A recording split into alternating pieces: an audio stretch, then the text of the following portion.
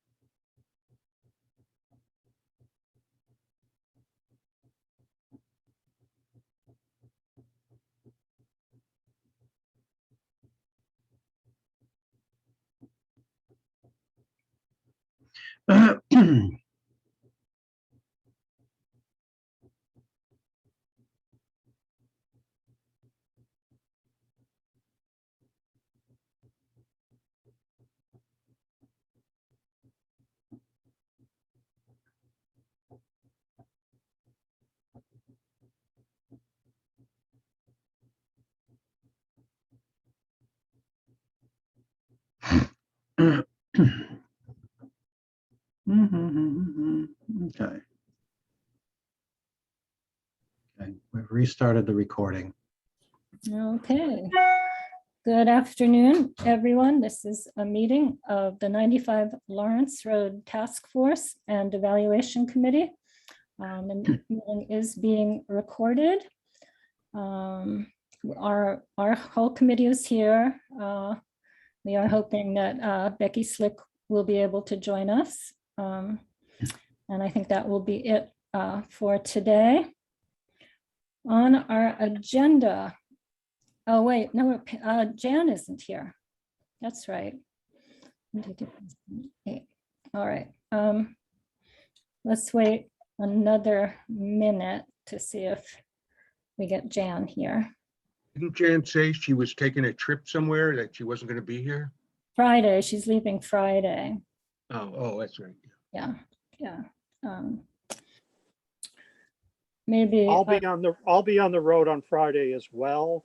So I'm Mhm. hoping that, I'll be able to get a signal enough to at least participate by phone. Okay, all right.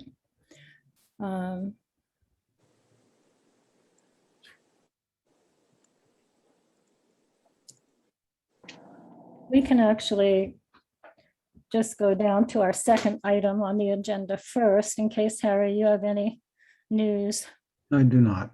Okay, I did, Becky called me just to check in earlier this morning, and she's tried to do some outreach too. I think she said she sent you any possible leads. She did. I've been running around the last couple days because my cataract surgery, so I have to drive her everywhere. So I've been Right. chauffeuring instead of doing other stuff. Yeah, understand. And let me just say too that, Harry reached out to Rich Pauley, the fire chief, and to Michael Hurley, our police chief, and they both were not available to come to this meeting, but they did just send a few brief comments. No major concerns right now. They are responding. They've looked at the proposals. They're responding to them as concepts that they know will get more detail once the developer is selected. Michael Hurley, really will have his eye on traffic and what that might mean, and adding the housing to that neighborhood. But we have them close by. But I think it will be an important thing to discuss safety on that road with the school and things like that. So that was his input right now. And Rich Polly, of course, went back to the sprinklers, which he announced at the site visit very clearly, and said that the fire department will be placing fire hydrants that will have to be established by the department. And but they're both happy to engage as needed. But it's great to know. Jan is saying the Zoom is not on the town website. It is. Okay. It's on the calendar. If you find the agenda item, you can find it. Right. Elaine, I can pop those, I'm sorry. I can pop those emails up and share the screen if anybody wants to actually read them. But I think that's an accurate synopsis, Elaine. You have to click the one that says more meetings or events, Right. and then you'll find ours. Harry, Yes. we had a CPC meeting this morning with a representative from the school talking about building the playground, Mm-hmm. and they were looking for an example of a design build contract. Has the town done any that you know of that we could use? No, we, for example, for the police station, the architect and the general contractor were separate. Mhm. When we did the scale house at the transfer station, the design was essentially done in-house by the DPW. So that was still just a bid from, build from bid documents. So no, I don't think I've got a design build per se. I did look on the state website, and they actually have a state contract for playgrounds. Oh, So they theoretically could issue an order against that contract. if they right, found and one that would, was. and that would eliminate the need to go through a formal procurement process because the Commonwealth's already done that. Right, and it would save them both some process money as well as whatever the discounts that they've negotiated. And time. Yeah, time is definitely an issue here, so. Yeah. But I did send that to them, but if we had an example of one, that'd be fine. Yeah, we've purchased, the last couple of ambulance purchases have been purchased that way instead of writing our own specs. Right. Okay, well, those are the announcements. I sent Jan the info and the link, so I expect she will be joining us any moment now. So let's, the first item on our agenda is report on reference calls, and Kathleen informed me that she has completed hers for Civico. So do you want me to start? I think that would be good.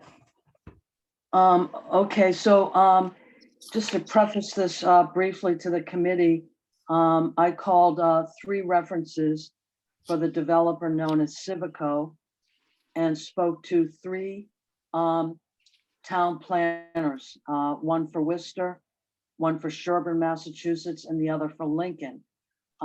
As town planners as such, they were not in, on the construction site or involved with, that part of the process. And I also want to preface my comments with regard to these, references that I'm going to give you. I'm not going to show any favoritism here. I was talking to these 3 individuals looking for the negative, not seeking the positive, but to seek the negative with regard to the developer. In each case, overwhelmingly in each case, with each of the three people that I spoke with. The last one was this morning. Civico went above and beyond to work with the community, to listen to concerns with regard to the project, and not just give lip service to the abutters, but really dug deep, made changes where they could, and really worked very effectively to, against any kind of, well, we don't want that, or we don't want this. They just met, everybody's concerns. All three projects were delivered within the 18-month start of construction to finish on time. And all three projects are managed with very strong management teams that respond to the tenants' needs and the grounds and maintenance of the properties themselves. So they and in particular, the last call I got this morning was that maybe we should keep in mind that Andrew Consigli is an architect, and she said this bodes very importantly with regard to a project, because this particular individual has a very trained eye for detail, start to finish. So those are the that's my statement on the calls. They all went really well. You said projects were delivered in 18 months. Yes. The start of the project, you mean, or do you know any more clarity on that? The construction for Lincoln, an example, start to finish was 18 months, and there was a hiccup in that project. It wasn't related to what the exact hiccup was, but with regard to funding and getting credits, they were on time and on schedule. Mhm. Anybody have any questions for Kathleen? Kathleen? Oh, go ahead, Gary. Kathleen, was Civico the actual developer of those three projects, or they were a participant in the development? The actual developer. And in each of the three communities, well, two communities in particular, Gary, Sherburne, Massachusetts, and Lincoln, there was a great deal of community and abutter concern about how this was going to look with regard to the rest of the neighborhood, so on and so forth. And at every turn, they met the concerns. They were boots on the ground. They were there every day. Yeah, so. Elaine, I have a question about what form you would like these recommendations developed for the committee. Do you just want a report like Kathleen just gave you, or do you want this written, or what would you like from those of us who have made the calls? I think an oral report is It's enough? fine. I mean, we'll Good. make some notes from that. I mean, I don't know if we wanted to go through each question and see if you got a response to that, or just the overall. The overall thing. Okay, that's great. Thank you. I didn't know if you wanted a written report. Since I'm pressed for time, it mattered to me. Yeah, Right. okay. Okay, so those are Civico's sort of on the ground ones. We still have to do the financial references, but we are waiting for appropriate questions to be given to us by our consultant.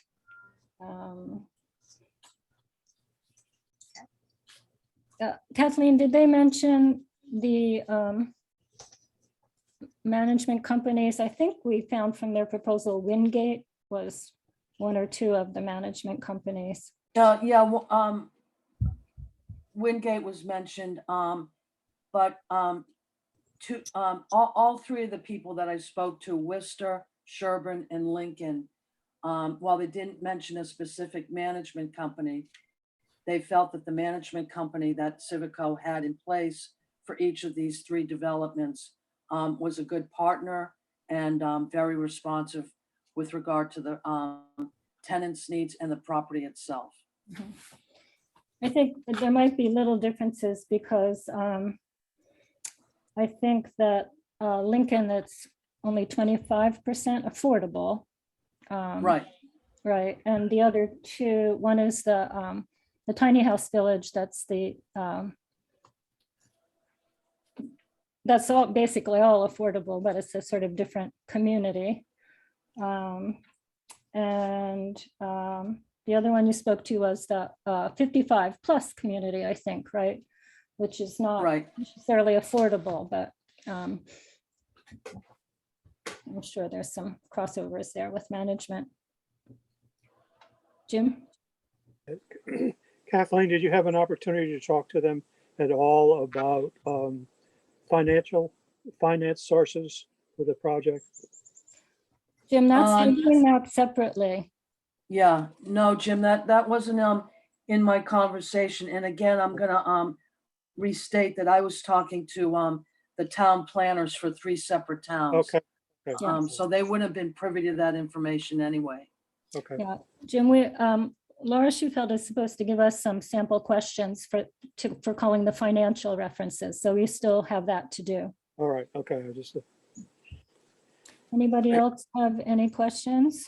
Olga?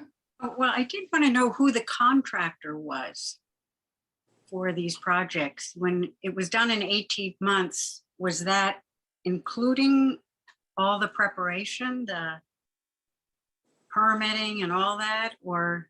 No, Just- but the actual construction of the project, that I got this information this morning. And keep in mind, it was really hard to reach these people. We've been voicemailing back and forth for 2 days. But she said the actual construction was 18 months. The whole team is present, the whole team. It's not just, who they hired to build, but the whole team is there. The team that we met on Friday of last week is on site. But we didn't meet a builder. I'm just wondering if they put out a bid, got a builder, and who it was. I don't know for each town who that might have been, and I don't know what they'll do here if they, whatever. I mean, if we care about that, that's a potentially clarifying question we can ask Civico. I don't think these were 40Bs, except for perhaps the case of Lincoln. I guess Yeah. I think that's one question I would have to clarify is, of the 3, how many of them were 40B? Just some of Lincoln. Right, just some, I'm just thinking, as I look at these, again, it doesn't look like they would be. Good follow-up potential questions. Anybody else? Thank you, Kathleen. Olga, do you have Yeah, anything? I have an appointment. I thought we had till Friday. Is that correct, to make these reports? Yeah, well, I mean, we Yeah. we But have time, so. And I got a list that was not the reference, I guess on mine, POA, you reminded me that the references were on page 26, and I was responding to, I guess, an earlier list we had. So the one person who wasn't listed as a reference, fellow named John Riley, regarding Torrey Woods. I contacted all these people by email, and saying, please let me know when we can talk. I'll follow up with a phone call if I don't hear from you. So this guy immediately wrote back, POA was invaluable in the construction of this project.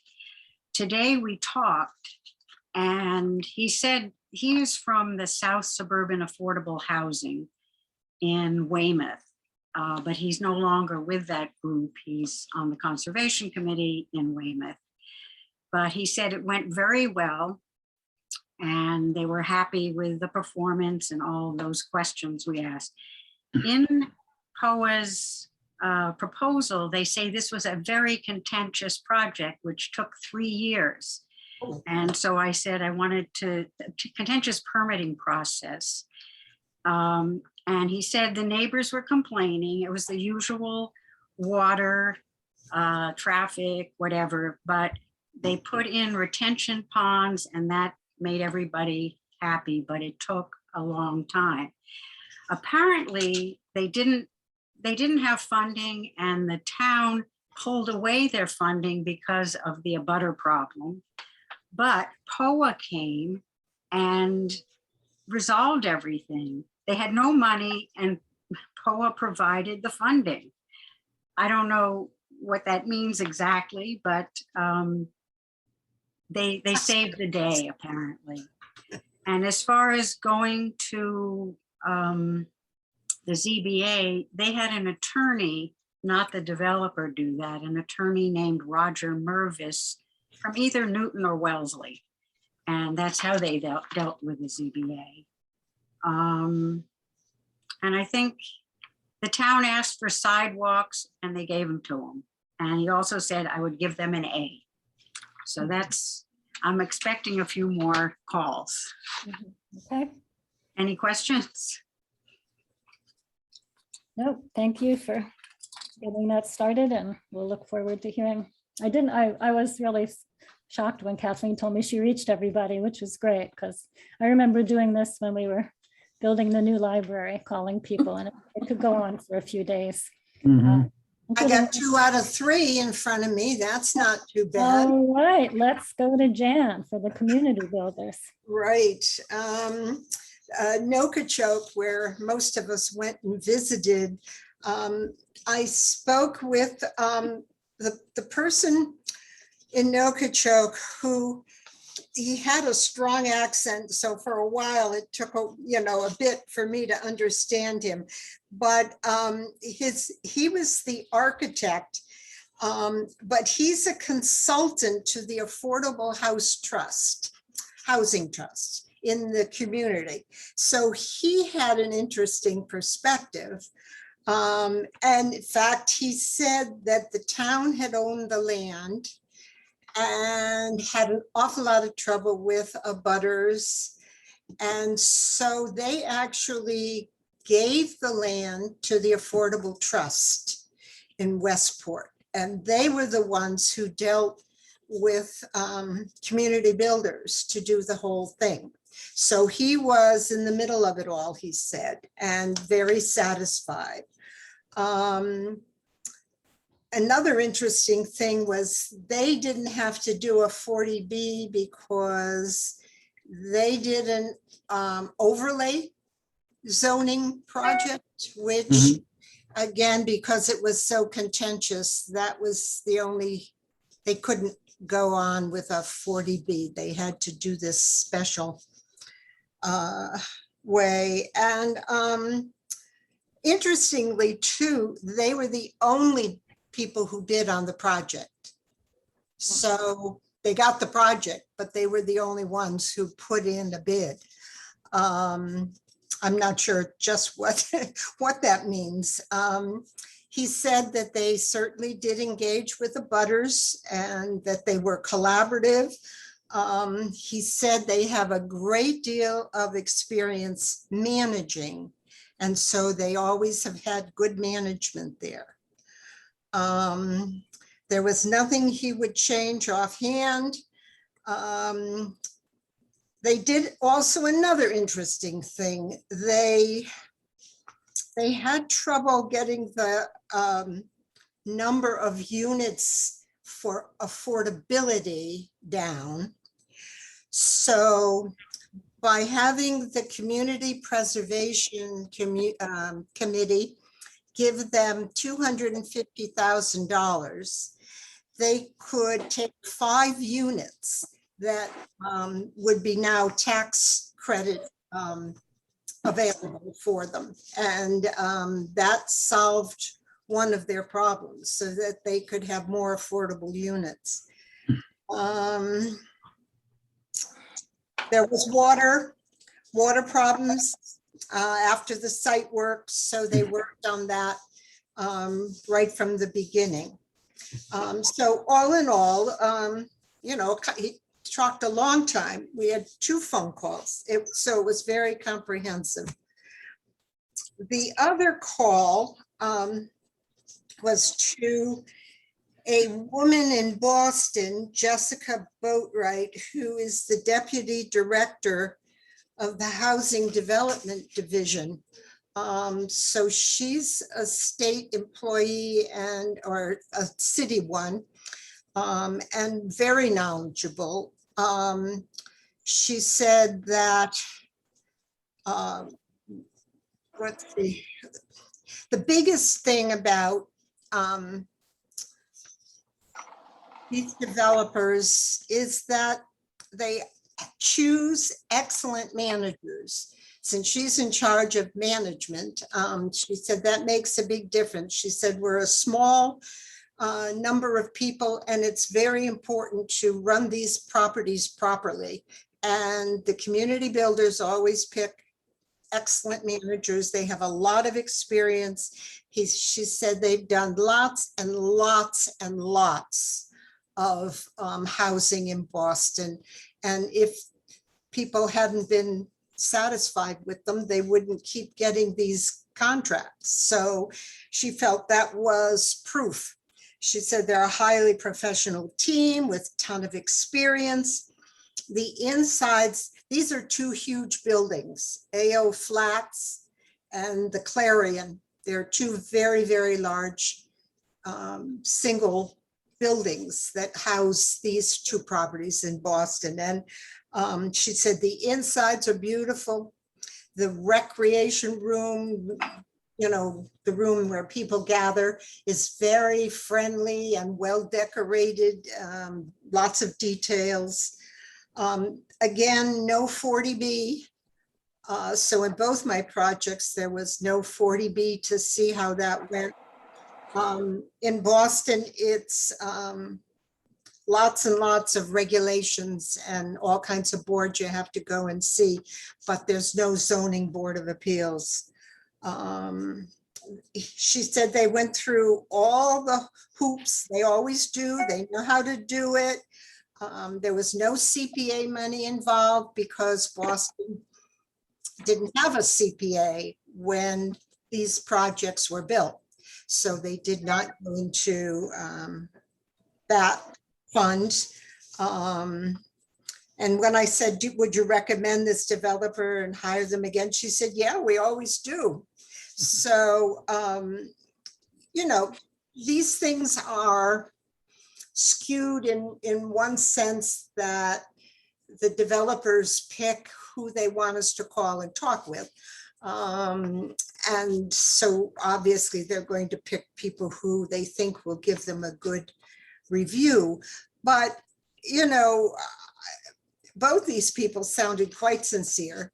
And I was satisfied that they were telling me that the community builders are a good, experienced, professional group, period. Okay, and who do you have yet to hear from? The out in Village Hill in Northampton, he's out of the office this week. So we've gone back and forth and back and forth. Okay. You want to pass that one off to someone since you'll be away next week. Well, let's see where I get, and I'll be with you on Friday morning. So, All okay. right, great. Thank you so much. Were there any questions for Jan on TCB? All right. Could I just also add for Olga's benefit that I did ask both about were there delay orders or what was that? Yeah. Orders. Had asked Change orders. Change orders, yeah, change orders. And in Westport at Nogachuk, he said, well, of course, but not excessively. And the woman in Boston had no idea, really. She said that kind of detail, we haven't gotten into, so. I did ask, though. I see Becky's here with us. Becky, do you want to say anything before we continue with our evaluations?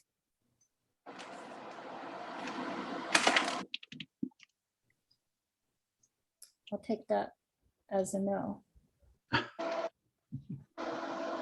Name, Gary, can I ask either Rebecca or Harry, any update on the consultant with regard to the financials? Before you joined, I had told everybody that I spent the last couple of days chauffeuring people around instead of doing that, so there is no update.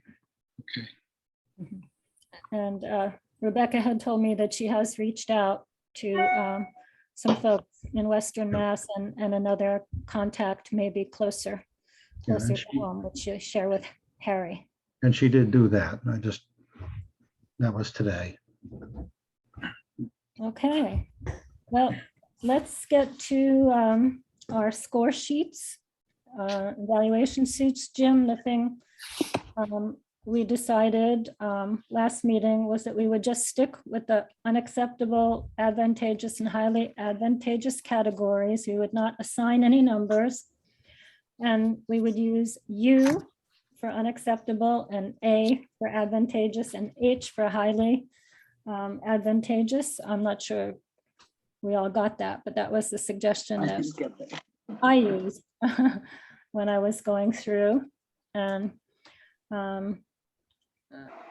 my suggestion was that we go in alphabetical order and start with Civico, and potentially just go through each person to say what you gave them, and then whatever outstanding comments you had for that section.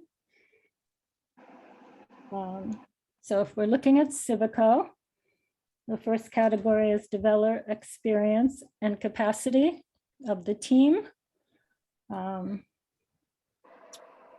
Let's see. Can we go around and say how you rated them? I can go by what I see on my screen. Harry? On all 5 categories, or are we doing one at a time? One at a time, I think. Okay, developer experience. I rated them advantageous. The main reasons why I didn't rate them highly advantageous were number one,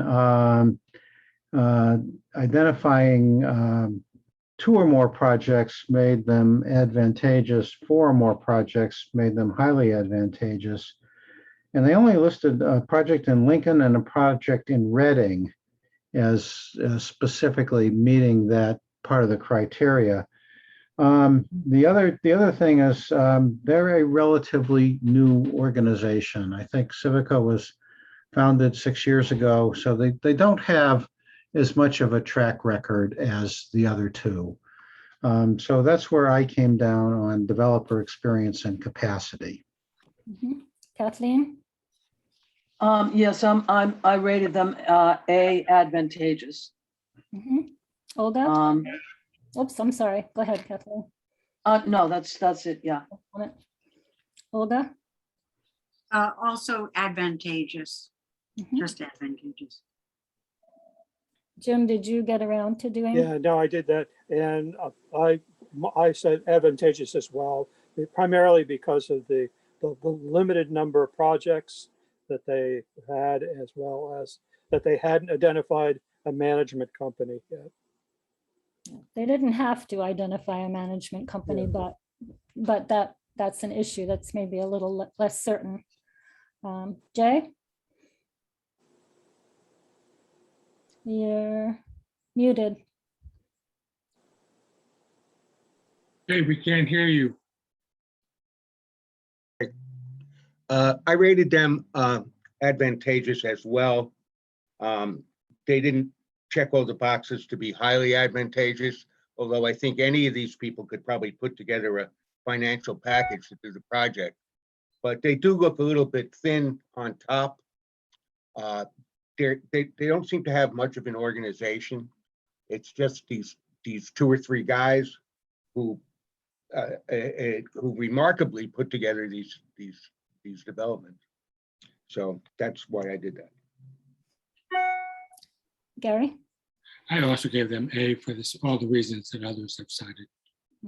Jan? I gave them an A mostly because of it was thinking of management. The fact that they said they might not need any here kind of struck a chord with me somehow. So I think that, I have a little concern that maybe they don't really understand people, but okay. And I gave them an A also for everything you've mentioned. I mean, I think in their presentation, they indicated they felt there were 4 projects that were comparable, but definitely I think the 2 that Harry mentioned are most. And their newer projects that they've listed are much more, are larger units with more affordability, but those have not been completed yet. But it was, to me, it was interesting to see that they have moved into that a bit. And, I felt that they put together a very smart team. They did say that's their approach.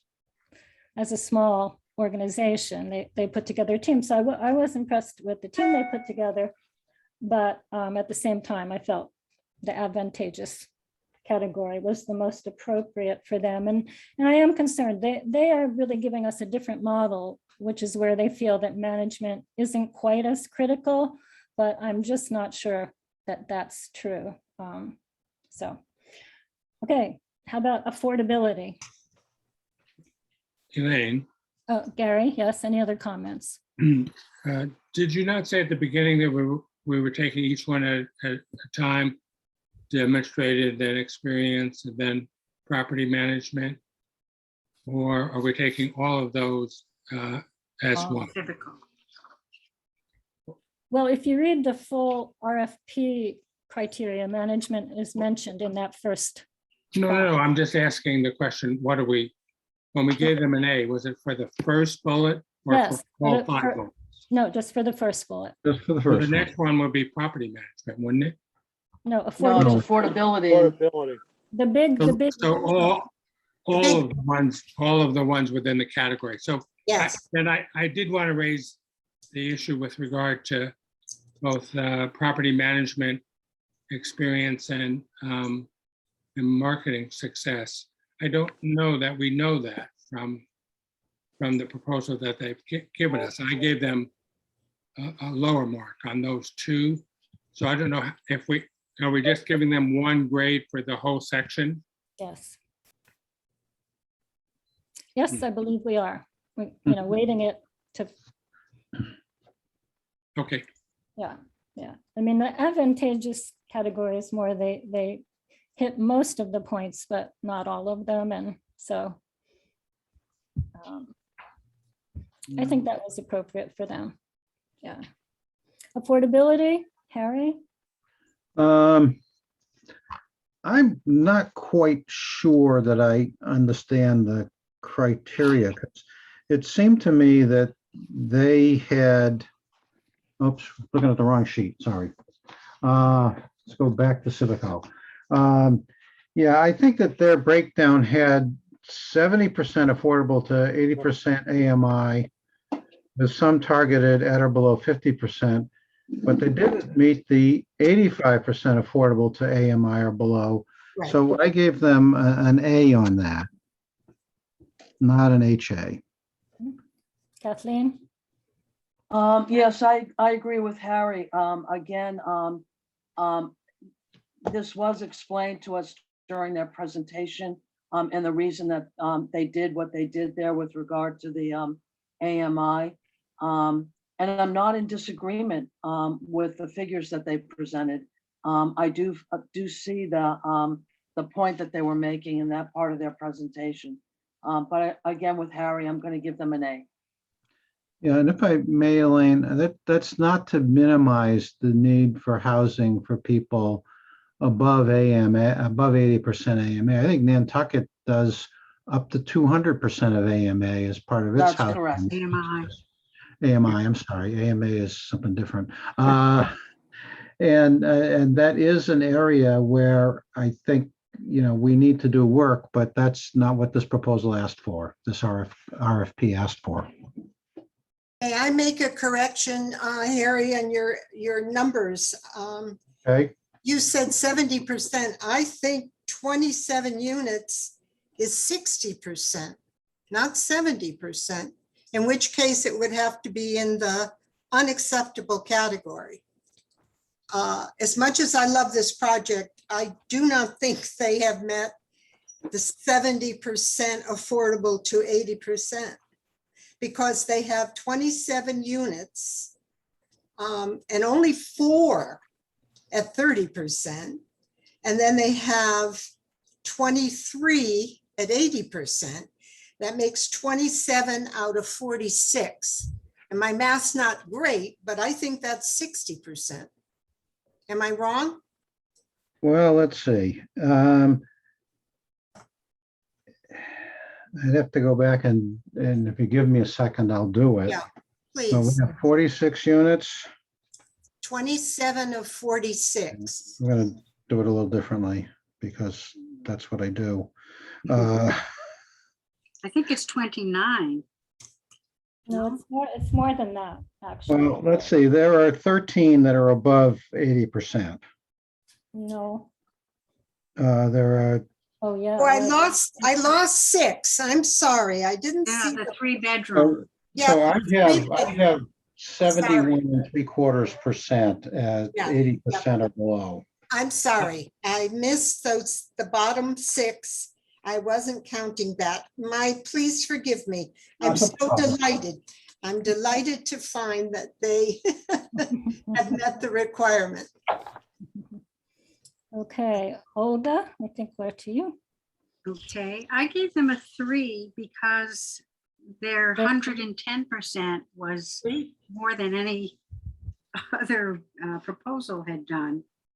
Wait, what's the 3 translate? What's a 3? Oh, I'm sorry, it's the third column, the highly advantageous. I was using numbers Mhm. because I thought they went up to 110%, and I thought that was important, but But they didn't make the 85% Yeah. affordable to 80%, so, No, yeah. no, they did not. okay. I had the same figure as Harry at 28%. Yeah. And that's why I didn't give them an H, but an A.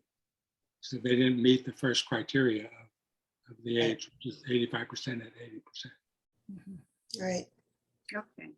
And for future reference, it's hard for us, we should have said some number other than some targeted at or below 50%. But I don't know what the word some means, but we had. Right, and as we've seen with other projects, these figures can Right, get a little morphed, so right. I think it's the best we can do. Okay, Look at a turn. Jim? Yeah, I use the same logic that Harry mentioned.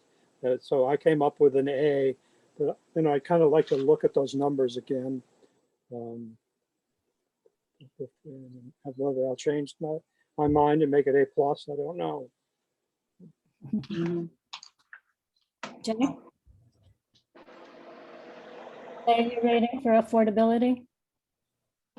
Who you asking? Who you asking? Jay? Oh, okay. I didn't hear you correctly. Yeah, I gave it an A. For all the reasons that have been mentioned previously.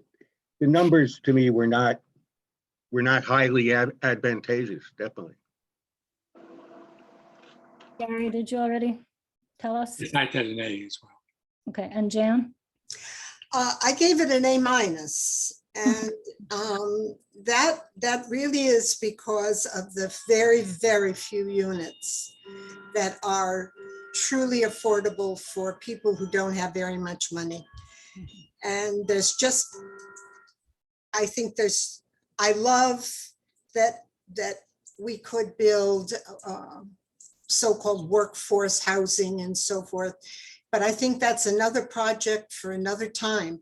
I thought this project was to help people who really did not make much money and needed a home. And I'm very unsatisfied with 4 units out of 46, because that's just not enough. Anyway, I have very strong feeling about that. So, To put an exclamation point on that, and in just looking over all these proposals, once you get above the really tiny units, the Yeah. rents are going to be 2 income. I mean, there's not that, people don't make that much money in these jobs, and so it's a tough deal no matter what. Yeah, and Elaine, I just want to add to that, going forward, these numbers are going to change for all 3 developers, like we saw at Brackett Road. There's going to be Okay. fluctuation in these numbers. A bit, yeah. Yeah, obviously. So but there's not going to be fluctuation, excuse me. I got to get this in because there's not going to be fluctuation here down, because this is not done with tax credits. This has to be market rate. And if you look at that funding, it's just an entirely different situation. So if anything, it'll go up. It's not going to go down. They can't afford to put it down because of the way their financing is. So the others may skew and move around and all that, but these cannot because of the way they fund. And I gave them an A also for those reasons. And Jan, you just pointed out something. I was thinking, well, when they say 80%, do they mean somewhere between 40% and 80%? But as you say, the way they're funding it, it could potentially be 70%.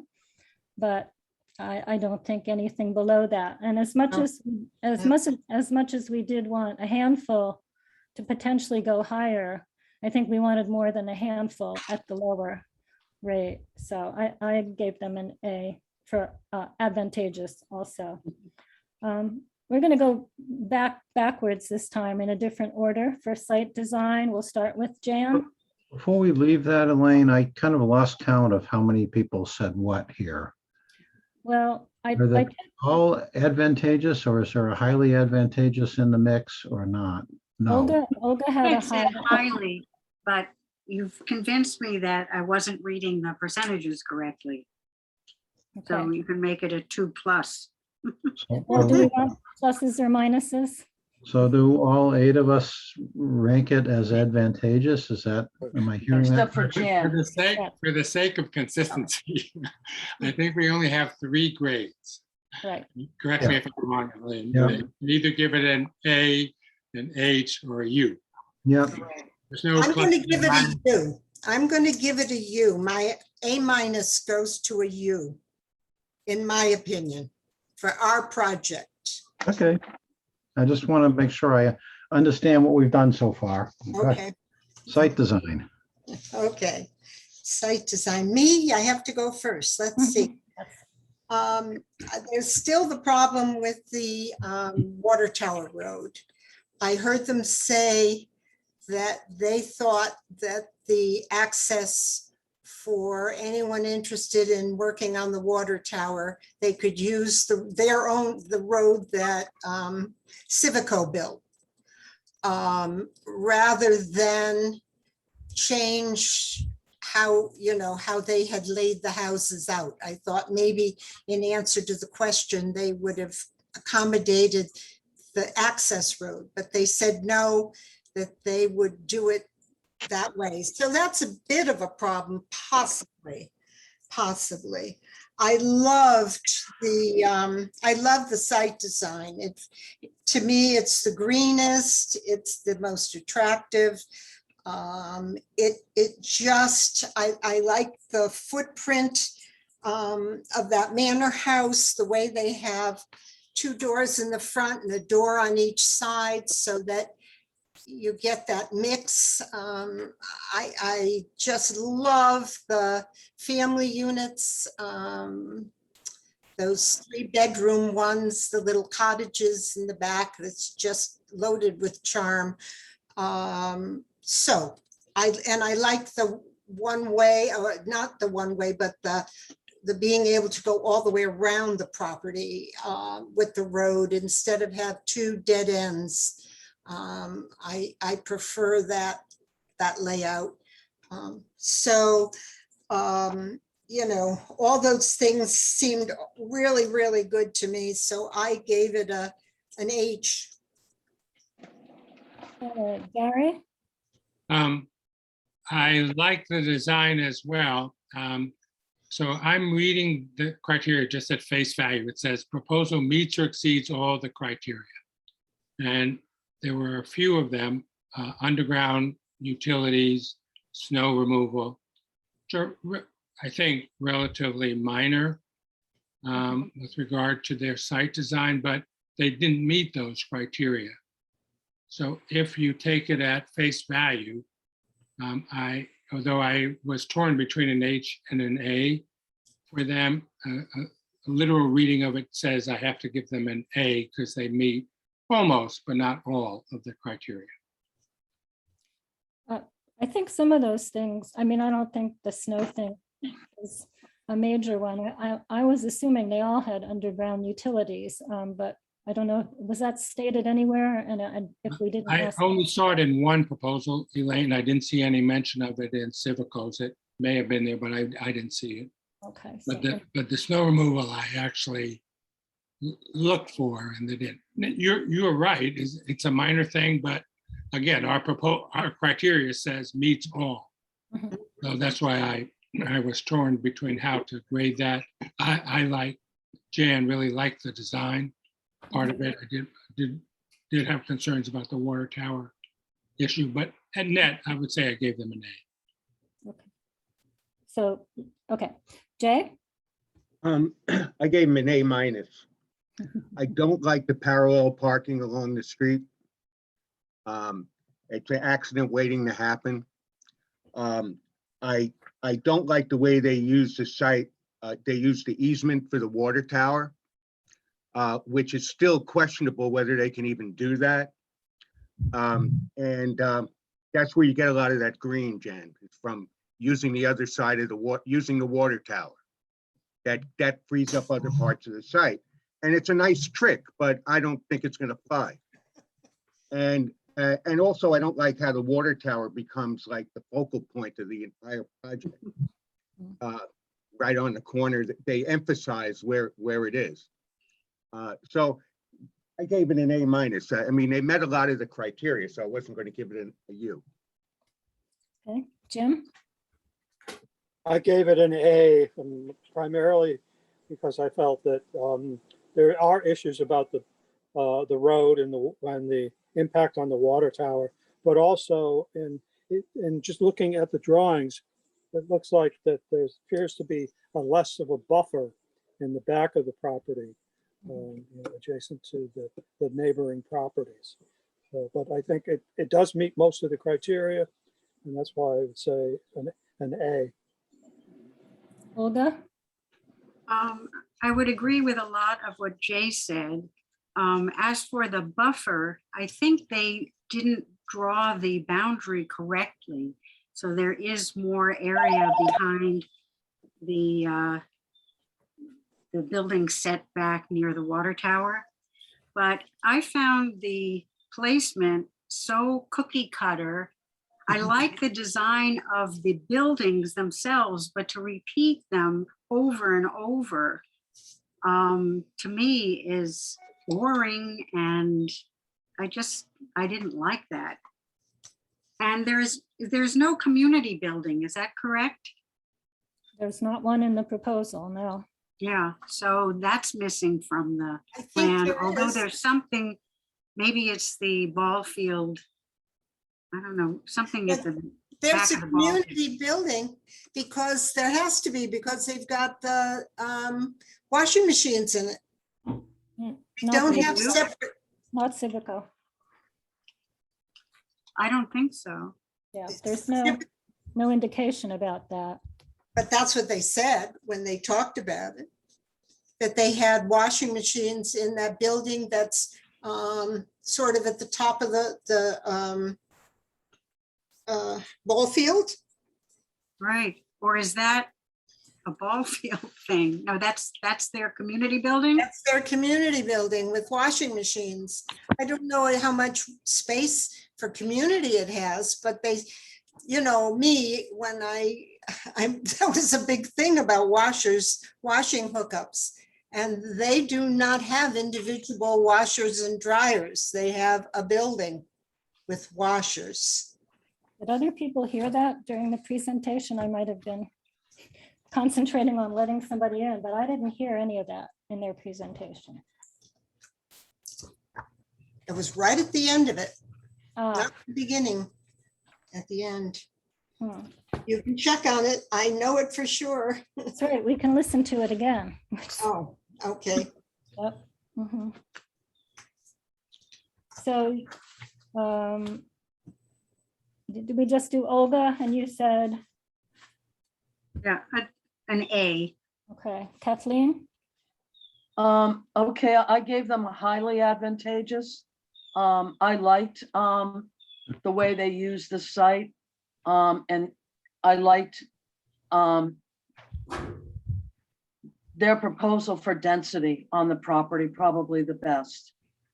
Having said that, I'm not really sure why, when we were creating the RFP draft, why we included a site for snow removal.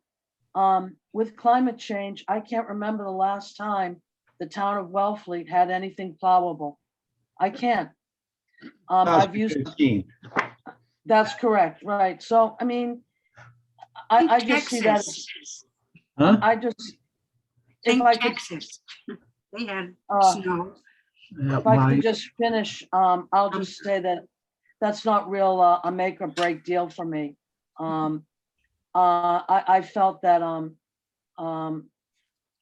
I liked their site design, and I think it's gonna fit.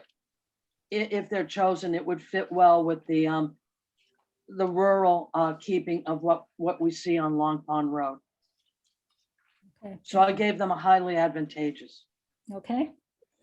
I gave them an A. I didn't feel like they identified a buffer around the property, and I think that's very important, and some of the buildings looked very, very close to the plot lot lines. And I thought that was a problem. I thought they used the entire space, which to me wasn't as attractive as clustering a little bit more. I mean, I think the lower profile of their buildings is an appealing thing, probably for everybody. But those, and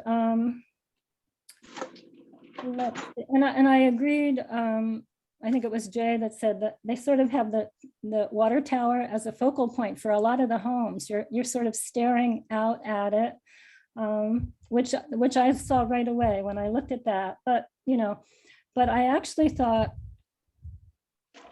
the road design in concept, maybe not all of it that goes around the water tower, but I thought that was kind of a brilliant way to deal with it. If it really works the way I think it could. So it would give people a way to come in and go out, keeping, you know, traffic off of Long Pond Road. And I agree with Jay about the parking on the street. I don't like that, although it looks to me like there would be room to move parking in on the property if that was an issue. So I gave them an A for those reasons. Harry? I gave them an A. I have a couple of comments. There were some minor things that you could ding them for, like, for example, I think the underground utilities are going to be required as part of a comprehensive yeah. permit. So I'm not worried about the fact that they didn't check that. I'm really not too worried about exterior lighting, since that's going to be another permitting focus. Not too worried about designated areas for snow. I do remember that my second month as town administrator, I had a snow farm in the town hall parking lot. Right. But the thing that really I found concerning were, number one, the treatment of the water tower. It wasn't clear that they were respecting the maintenance radius around the water tower. It wasn't clear that whether they were going to respect access to that area. But more important to me is the issue of the buffer surrounding the property. I think that, you know, that's going to be a focal point in the permitting process. If the neighbors feel that there's going to be a building 30 feet from their back fence and it's going to be landscaped right up to the fence, that's going to energize them a lot more than 50 feet of trees between their house and the project. I think that that's really a problem that's just waiting to happen. So that's the principal reason, those two things, the water tower and the treatment of the natural buffer and respecting adjacent properties were where my concerns were. So they got an A from me. Mhm. So we have 6 A's and 2 H's, is that right? Yep, that's what I have. We won't decide how we're gonna handle that at this point. We'll be coming back to these. Yeah, comments, Olga. Could I just clarify that their site plan perimeter property line is different than what I see in other proposals. So it looks like they're very close to the property line, but if you go to, say, Long Pond Village, POA, there's a pull-out development program and site layout. It looks very different. So you could give them credit for that and not being close to the buffer. No, I'm assuming the red line they put like on page 69 is the property line. I don't know. It's definitely the property I would line. just say, this is what it looks like in another proposal. Right. Oh, that little They've cut, tab. they have a line right here, so We didn't show trying to that. give them credit. Rebecca's going to actually make slides of the 3 pictures like this so that, you know, as we continue to talk about them, we can be looking at them together too. But so that's the question of that. Go ahead. You want to go first? Jay, yeah. Yeah, I think Olga might be onto something here. I think what's been bothering me about this is that what makes this project fly is the use of the easement.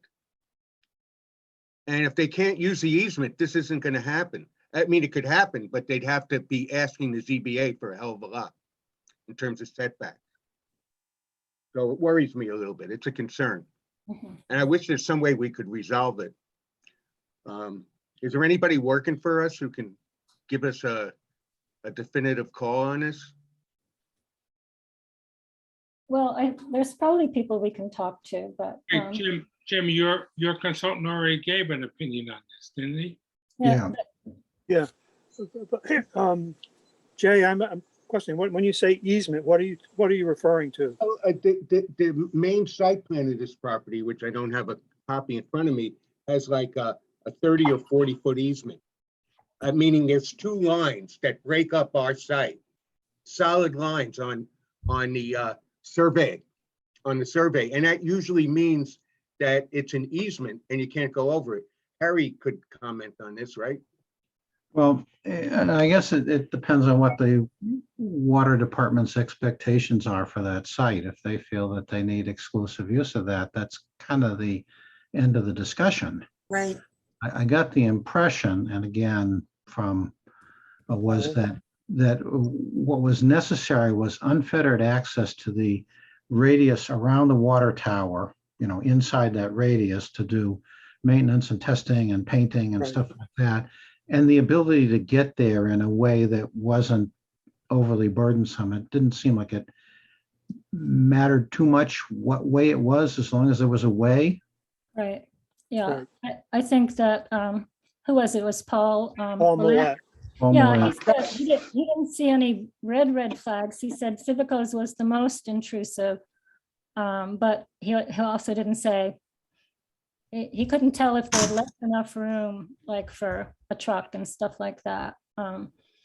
But, and then the others were a little less intrusive. How often does somebody have to drive up to the water tower? They go up there, I would say, several times a week. Oh, They do check, they go into the water, the base of the water tower. I would also point out that there is a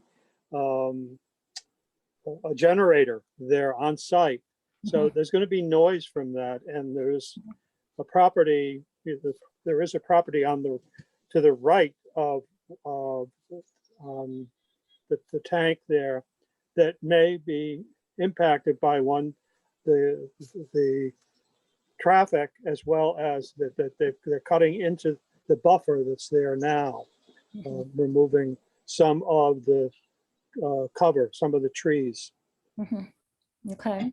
Might I suggest, Elaine, that the man who told us that he didn't think it was such a big problem was not talking about using the road to the water tower. He was talking about moving the two houses that are slightly encroaching on the original access to the water tower, moving those over a little to the right, a little to the left, and reestablishing where those trees are and where that path is, reestablishing that as the way to the water tower.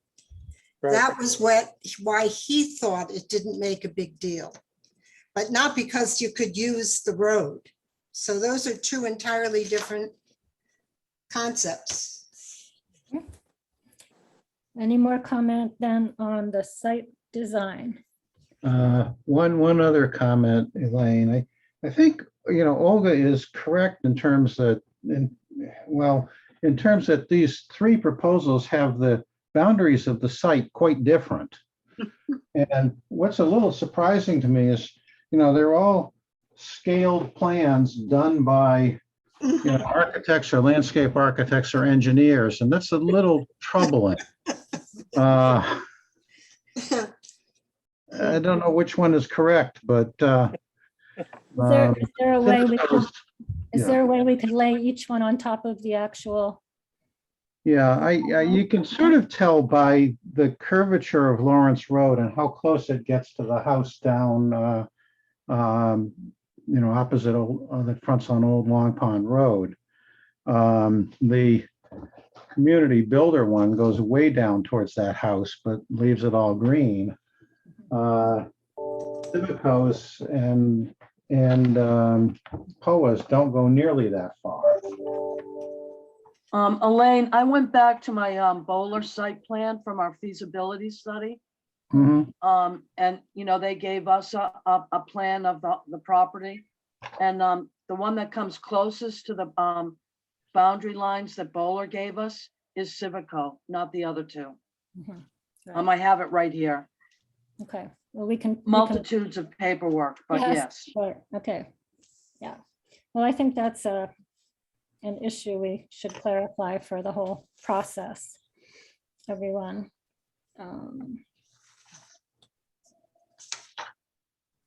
Okay, all right, let's move on to infrastructure and green design. We'll go from the top again, Harry. Oh, I'm sorry, I turned it. I gave them a highly advantageous. I did notice that I didn't see, well, I guess there is a charging station for an EV, but I gave them a highly advantageous on green design.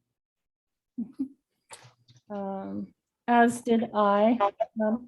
I wished I had asked a more specific question. I think I understood when they're talking about decentralized solar, they were saying they could put solar on some of the larger roofs, and I guess then it would collectively benefit the group, but I gave them an H also. Kathleen? I gave them an H. Olga? Gave them an H. They checked all the boxes? Jim?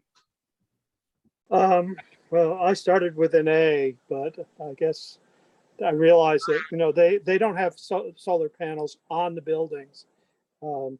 Right now, they're just saying it's solar ready, but that's all that was required. So I guess I would have to say that an H as well. Mhm. Jay? Yeah, I give them an H on that too. It seems that they check the boxes. Gary? My only reservation about giving them an H is the criteria says meets green design standards, et cetera, LEED passive house. And in their 71, their page 71, it says that they will strive to do that. And really when they do their design, that's when they'll figure out whether they can meet those criteria or not.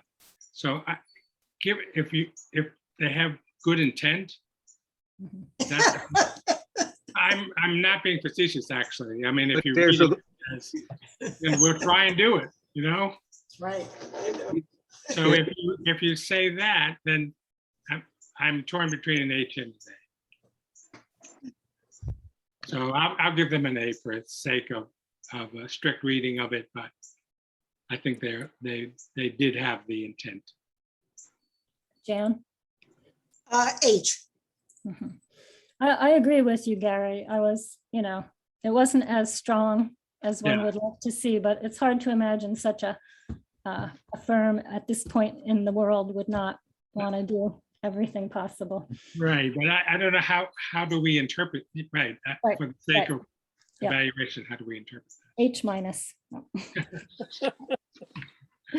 Okay, the last one we can do today is building design. Jan, would you like to start us off with that?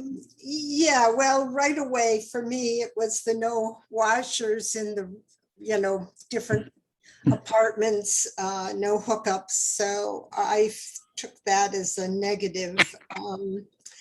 I like the pictures with the picket fence here and there and so forth. I guess I have to say A on that. Gary? I'm sorry, did you say Gary? Gary, yes. Yes, I gave them an A as well. I had some concerns about storage space. But overall, I thought that there certainly was at least an A in their building design. Jay? I gave them an A, but the buildings mostly look too big to me. And the picket fences everywhere might be a bit of a stretch. I don't know if they're going to want to pay to maintain those.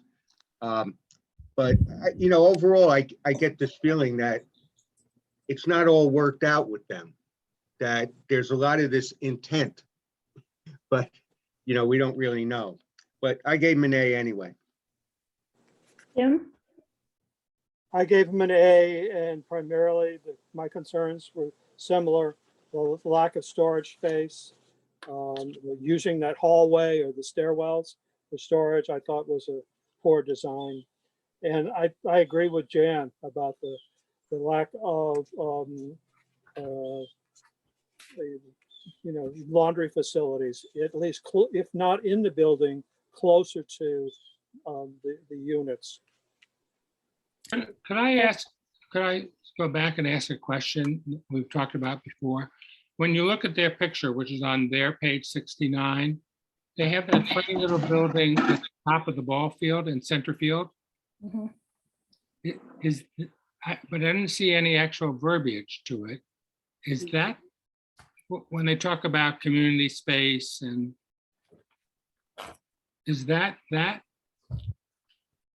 That one looks to me a little bit like the shed they showed where they had some of the mechanicals in the mailboxes in Oh, right, yeah.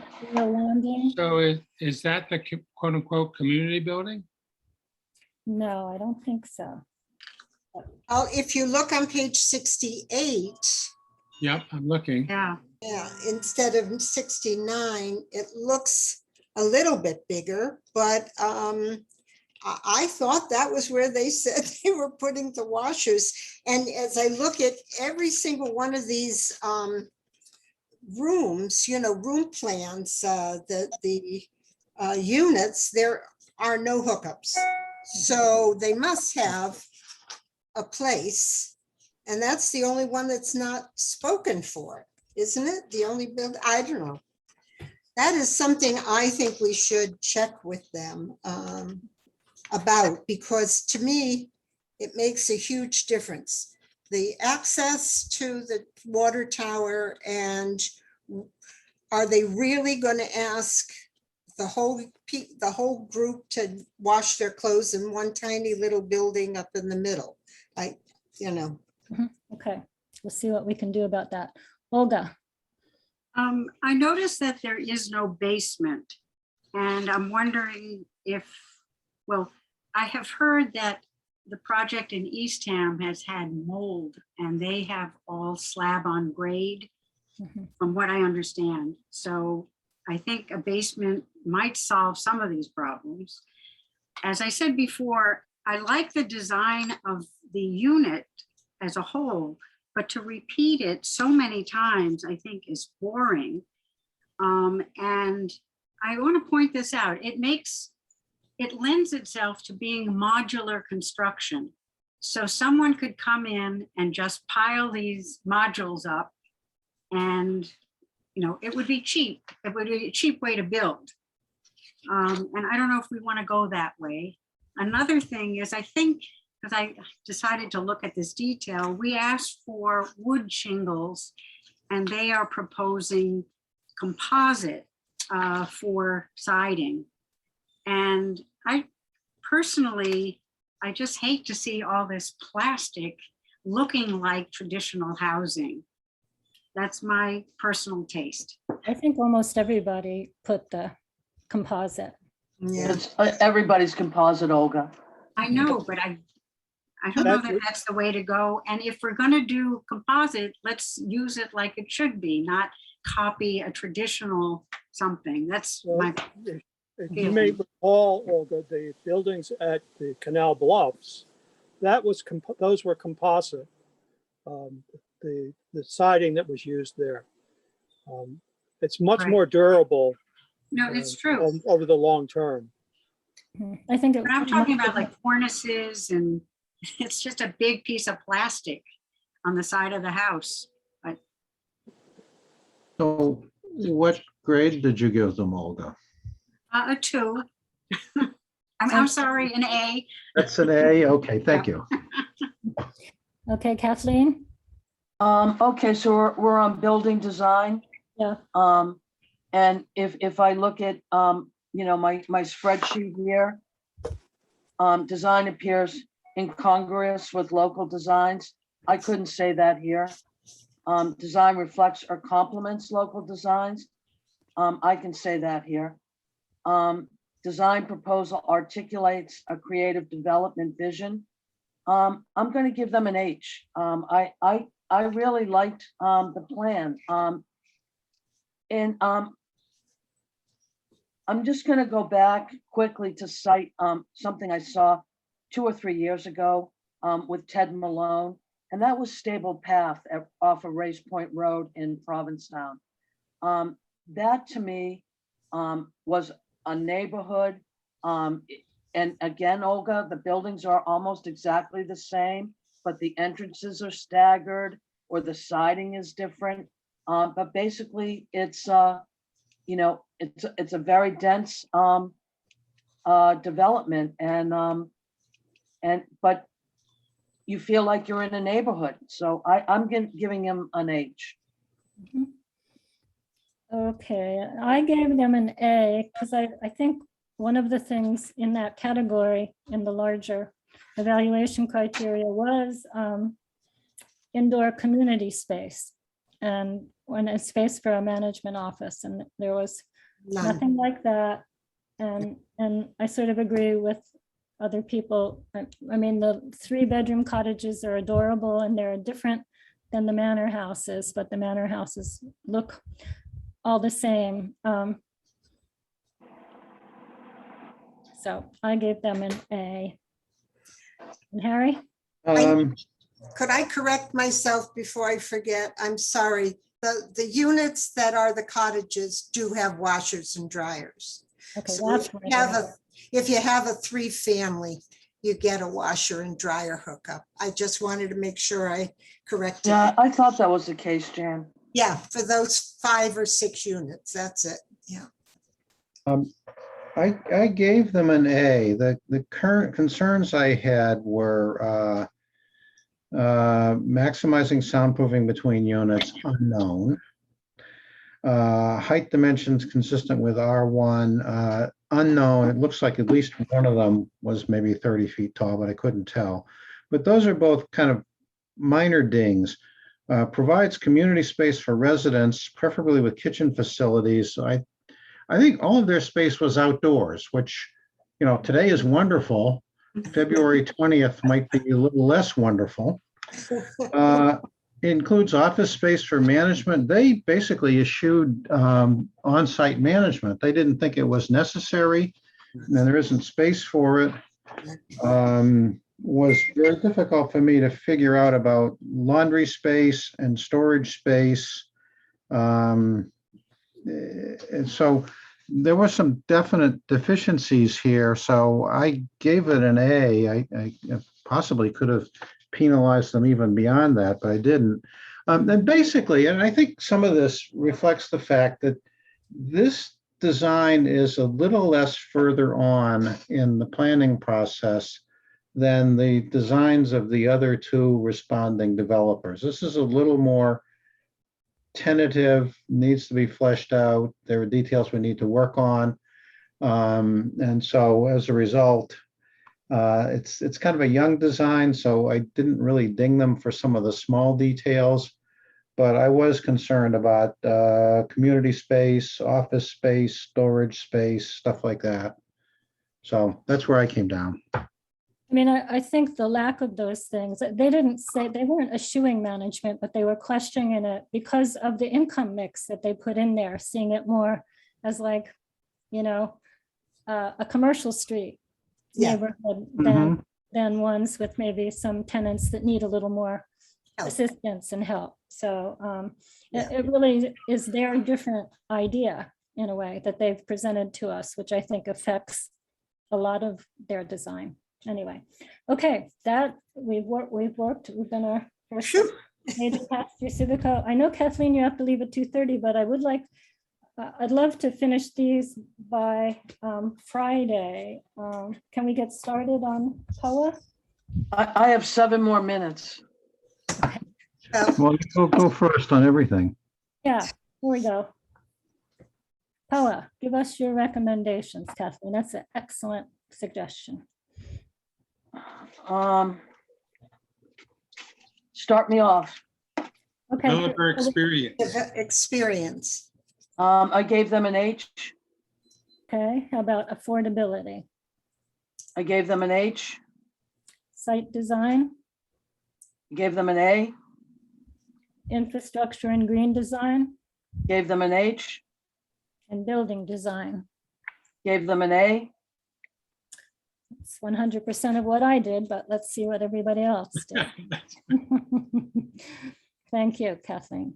Do you have I'm any? gonna go, guys. Thank you so much. I Yep. gotta be to work Good, in Kathleen. 25 Okay. minutes. We'll work through. And I got POA. a dog to feed. So bye, everybody. See you Bye. soon. Hi, thanks, Kathleen. Okay, so let's go back then to go around for developer experience. Harry? I gave them an H. No particular concerns. They have done this and done it many, many times, and I got the impression they knew how to do it. I gave them an H for the same reasons. Olga, you're next. I gave them an H as well. I like the fact that there are a lot of local players. CDP in particular. Jim, Oh, I gave them an H as well. Jay, I gave him an H. Gary, H. Can I just ask one question though, Elaine? you asked the question, what's the relationship between CDP and POA? And we kind of got a amorphous answer.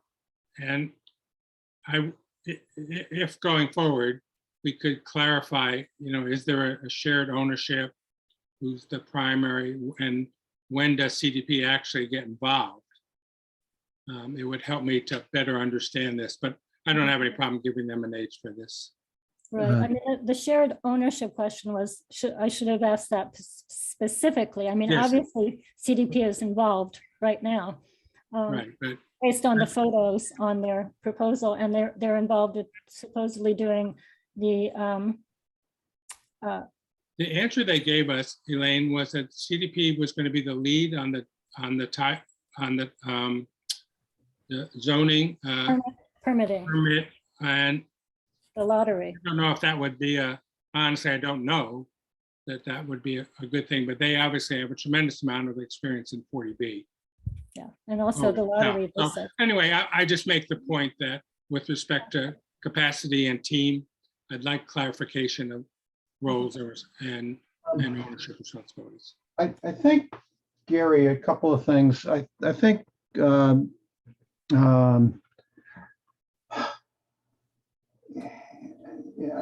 they show POA as the general partner and CDP as a partner, I think, in their organization chart. Right. Yeah, CDP is a member and POA is a managing member. So I'm assuming that there's some ownership there, probably a minority position. Right, I'm assuming the same, Harry. And the role, CDP's role, I think, was boots on the ground, community interface, kind of the face of the project locally. Right, but they specifically mentioned the 40B process, and I wanted to get clarification on that. Mhm. Anyway, I don't mean to take a long time. Oh, that's a totally legitimate question. Who'd we miss? Me. Jan. Yeah, I gave them an H, mostly because I liked the straightforwardness of developing it, owning it, managing it, just following through with the whole business. Okay, so that's all H's. Let's go to affordability and we'll work backwards with Jan starting. I gave them an H because for me, they were the only ones who met this category with at least 85% affordable to 80% and the range all the way up, and 11 unrestricted apartments for workforce people. And I thought it was the perfect combination of what we had in mind when we planned this in the first place. I do think that when they were talking workforce, they were talking 70 and 80% in their proposal, which I guess they're terming anything that isn't no income tax credit workforce. But right. But in their presentation, they did indicate willingness to strive to do some of those, go up to 100%. Yeah. Yeah. Gary? I gave them an H. Jay? 8. Oh, Jim? H as well, for the same reasons, that have been mentioned up to this point. Olga? An H as well. I gave him an H. Harry? I gave them an H. So was there one A in there, or did I just mishear somebody? No way. All H's. So all 8 were H's. Okay. 008. Okay. Okay, site design, Harry? Site design, I had a couple of small dings, but I think that they reflect the fact that the design is not complete. I was a little unhappy with the access from Lawrence Road being exits only. I don't think that really quite meets the requirement that there be 2 access points on Long Pond Road. But in the presentation, they said the roads were wide enough so that could be both egress and exit if necessary. I think that's important. I think that the amount we can minimize the traffic that dumps out on the Long Pond Road will help with the neighbors And we'll also avoid moving traffic into that horrible intersection where Long Pond Road meets, East Main Street. Mhm. So I gave them an H. Okay, I give them an A. I really actually was excited when I saw their site design. I do have issues with the road, the one-way road. You know what? I'm thinking that I was conflating site design with building design. So I guess my main concern was the road. So we'll see what everybody else says, and I may change mine. But in terms of the egress and exit, I mean, I agree. Not only do we want to not have too much traffic on Long Pond Road, a one-way road is going to present everybody driving by the school. And if there's a way to have the egress and exit,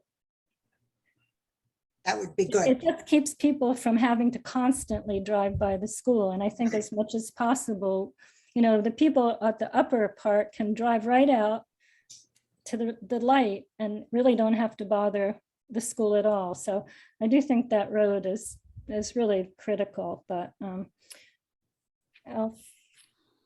but I like how much green space they kept in the upper part. A little concerned with the density at the lower part. But I have an A for now. Olga? I have an H minus, just because the road bothered me that all the traffic would be going one way, but if it is going to be, they can make it two ways, fine. And just a little detail, there's a drop-off pickup point, short-term parking on the lower Long Pond Village. And if they keep the road the one way they have it, you're driving in with the passenger out in the street rather, so that if they made it two ways, it would work better. Wow, are you particular? I'm a detail person, I can't help Good it. catch. Bless your heart. Good catch. Yeah. Anything else, Olga? No, Jim? What I heard in our interviews was that they were open to the idea of, allowing for both the traffic in both directions and exiting on to Lawrence Road, but near Long Pond Road. So with that in mind, that was the only concern that I had. But I'd also like to point out one thing about site design that I liked about the way they had set this up, that they have the parking on that lower village area adjacent to what I would say, kind of toward the ball field. And what that does really is that it kind of reduces the potential for moisture in the building because it lowers the level of the property there where the building is going to be set. If it was built into that hill, I think we would have more of an issue with moisture penetration into the buildings. Jay? Jay? Okay, I thought you were saying Harry. It's not my day for hearing, I guess. We're on, Site design. I gave it at sort of an H minus for a lot of the reasons that people have mentioned. Although I think that the road issue going forward, I don't see it as a really major issue at this point. I think it can be it's an easy fix, as we say in the business. Okay. Gary? I gave it also a conditional H. I have a question. It says adequate parking. And two things, they proposed 1.3 is the ratio for parking. So the question is whether that's adequate or not. But then we heard consistently parking could be changed and would likely be changed based upon the zoning permitting. So I don't know how to measure it then, as whether it's adequate or not. So it's just a general concern that I have. And then they also did not, I could not find anything about underground utilities or bike racks or snow removal, which Right. are, as we all said, minor things. So I don't know whether to give them an, if we have H minus, I would give them an H minus. If I'm forced into one, I'd probably give them an, probably give them an H. Jan? Jan? Yeah, well, I guess, I don't know, site design and building design. Site design is also part of this one big building, and I don't like it. 22 units in a building, to me, is just not Wellfleet. It might be convenient for elderly people in some respects, having the elevator there. But I think that's the kind of trigger that will upset neighbors and people. That building is huge. I don't care how much it's covered up with, foliage and stuff. And so whether, I just don't know how to get around that. And that I do not like that building. So I guess I have to give it a U. Sorry.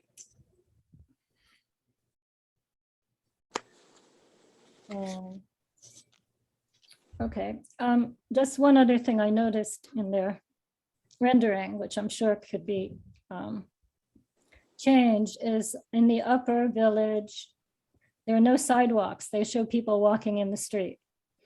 And I thought that was a little odd. I mean, it's what we do on our road, but I think when you're in that dense of a community, you need paths for people to walk on.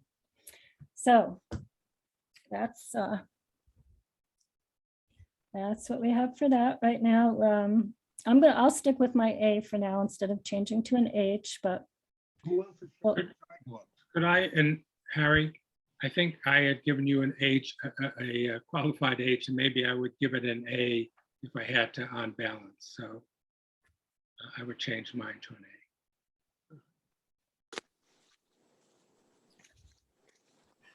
okay, infrastructure and green design, Harry? I gave them an H.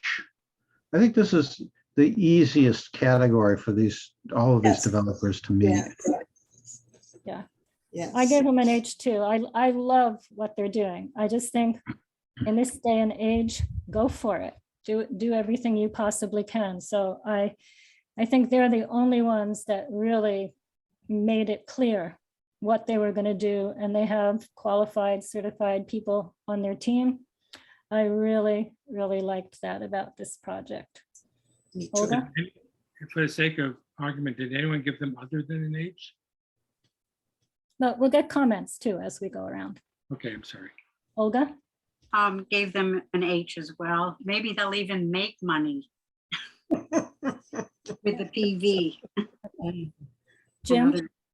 Yeah, I gave him an H. I like the point about them hopefully being near net zero. So I thought that was really important. Jay? I gave him an H. I thought that they really, I agree with Elaine, they really took the solar thing head on. So they're very, very optimistic look at it. Mhm. Gary? H. And Jan? Yes, H. This category made me wonder though with the other two that were, they're definitely going for lead, but not much beyond that. I know that our solar array at the dump are they like selling power to Nauset High? Yes. Is it operational? I don't know if it's operational yet, but they have an agreement to sell power to the Nauset School District. Would there be any left over to sell to this development? Don't know. I just thought if others aren't going to go there, which seems sad, that we try to find a way to bump it up. Okay, building design. Jan? I've got a U. Again, because of the height of the building, it's even taller than the police station on the hill. And we did ask in our proposal, I mean, in our RFP, that it conform, I mean, that's one of the things that we asked, conforms to height dimensions of residential one district. And so this certainly doesn't. And so I had to give it a U. Gary? I gave it an A. I also had the very much the question about the height.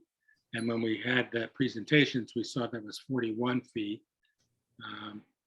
which is substantially beyond the 28 feet requirement. So that was the most concerning thing. A few other minor things, but that was the major one. Jay? Yeah, I gave it an, I had it as an H because I thought the scheme was really impressive, but the price we're paying for it is a fairly large building right on Long Pond Road. And you know, not to say that they couldn't do something about it. So I'm giving them an A, that being my main issue. They could change the massing possibly on that building, maybe spread out some of the units somewhere else. But it's right now, you know, in fact, a general comment that's going through my head is that we're just making these comments just on what they're showing us. We're just reacting to their proposal. So we have a way to go yet. Elaine, can I ask Jay a question? Of course. Jay, or Olga, how much of the height is a function of the elevator? If we take the elevator out, does it substantially reduce the height? Well, the elevator, it's the chicken or the egg. We need the elevator because it's 3 stories. And that's like the law. Oh, is that right? Or some of the rules that govern these things. Maybe somebody else can fill me in on that. But that's what I always thought, that if you go to 3 stories, you're going to need an elevator. But, you know, Jan made the comment that it's probably not a bad idea if they're going to market a lot of Right, these I'm not, things as senior. right, I'm not arguing whether we should or shouldn't have. Yeah, but it doesn't, the height thing, you have to remember that it's shorter on one side than the other. It's unfortunate, however, that averages out the height. But it's unfortunate that the taller side has to be right on Long Pond Road, although one could argue that looking at the beat up foundation and the old COA building is more of an eyesore than this is going to be. So they're in Jim? there still. Jim, did we get you? I say an A. I happen to agree with the concerns about the height, although I do see it as that since where this is placed is in the lower section of the property, it's not going to be quite as visible from the Lawrence Road side. It will be from Long Pond Road, obviously, unless there is a sufficient, buffer of trees there. Olga? I give it an H because I'm partial to Cape Cod Modern. And I think the height can be hidden. I think they show some images of what it might look like and what presently we have in Wellfleet of tall modern buildings.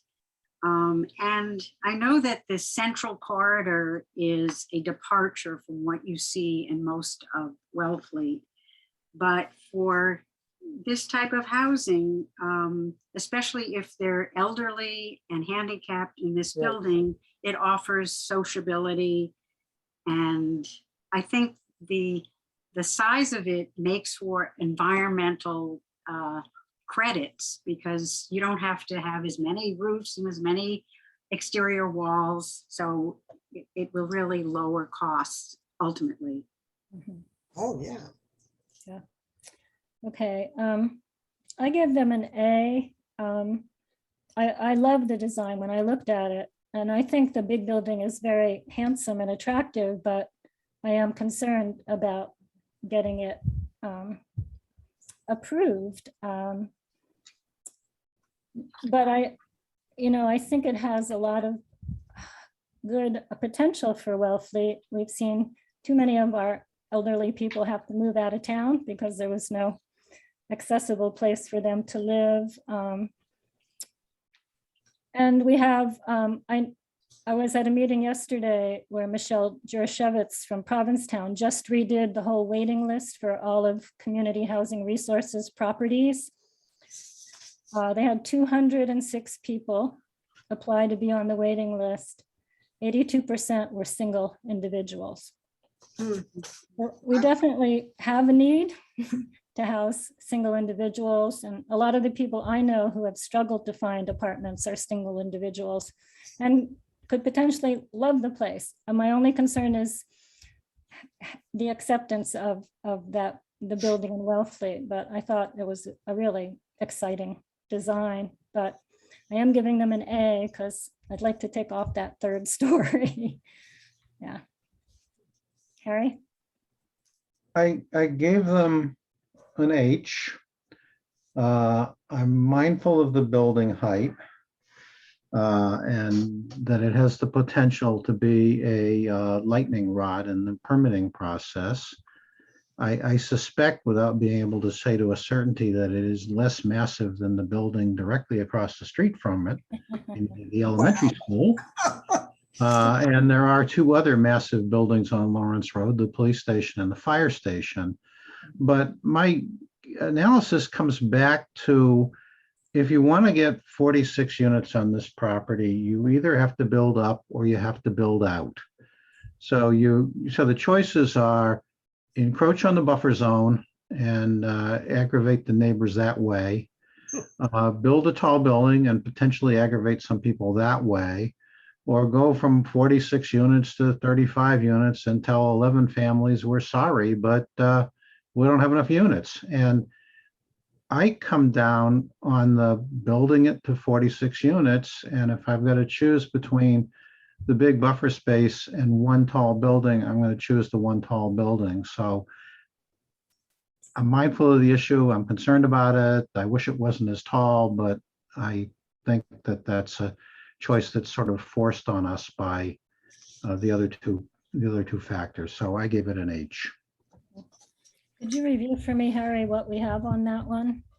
I have two H's, one U, and that leaves 5 A's, if I've done that right. Yeah, that's what I I'd like have. to change mine to an H. I think I share many of the concerns around accessibility here. And I think that the fact that it has an elevator, that has a laundry room on the lower level, it would make it much more accessible, particularly for older people who may not be able to get out of that building that easily. For those reasons, I'm changing mine to an H.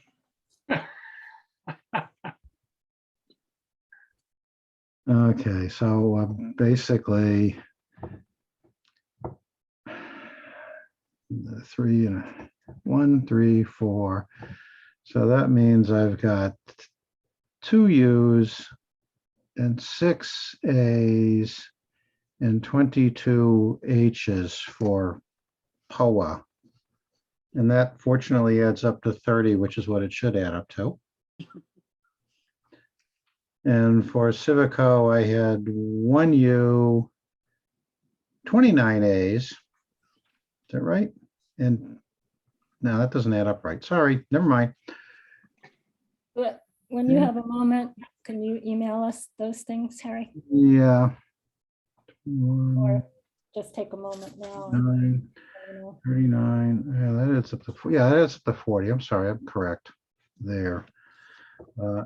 16, 20. Oh, that, okay, I'm sorry. revised totals. I was correct on Civico. I had one U in the development team category, or no, in the affordability category. I had 29 A's and I had 10 H's. That does add up to 40. And for POA, I had 2 U's, 6 A's, and 32 H's, which does also add up to 40, which is what it should be because there are 8 of us in 5 categories. Thank you so much. I think with Kathleen having to leave, we will save TCB for our Friday meeting if we can, or we can go through and do it and get hers. Do we want to go to 3 o'clock or shall we? I can. I think I've got a 4 o'clock, but I can go to 3 o'clock. Okay, well then why don't we do that? And I mean, she won't hear our comments, but she can listen. I think we need to keep moving. Okay, so community builders, developer experience and team capacity. Harry? I gave them an H. I think this is one where we could ask, did anybody give anything else besides an H or have any outstanding comments? Well, for the sake of, how many H's do we have? There would be, yeah. Just so we have an accurate count. 7. Olga, Jim, did you give them something other than an H? I had a couple of just A's, but But on the developer experience? on the developer, I had an A. Oh, okay. All right, so 1A. 1A and 6 H's, and Kathleen has yet to be heard from. okay. On affordability, Harry? I gave them an H again. I gave them an H. Olga? An H. Jim? I had it down as A because I didn't think they met the 85% affordable, to the 80 AMI, but I may be mistaken on that. So Oh. I'm willing to check that again.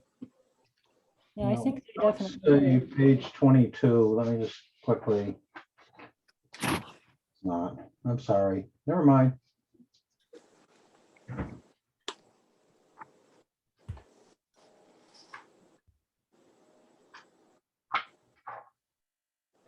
Well, there's 27, 37. I think they definitely meet it, but I think maybe the way they said something makes it confusing. I'm just going to review mine again, and then I'll get back to you on that. Okay, Jay? Affordability, the TCB? Are you asking me? Jay? Okay, it was on page 30, by the way. I gave it an H. Yeah, it was on page 30. Everything was 80% or below. They were the ones that also, in their conversation, said they would look at Yes. trying to find some up to 120.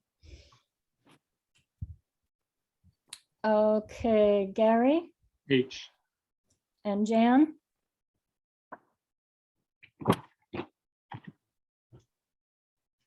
Jan, do you have TCB affordability?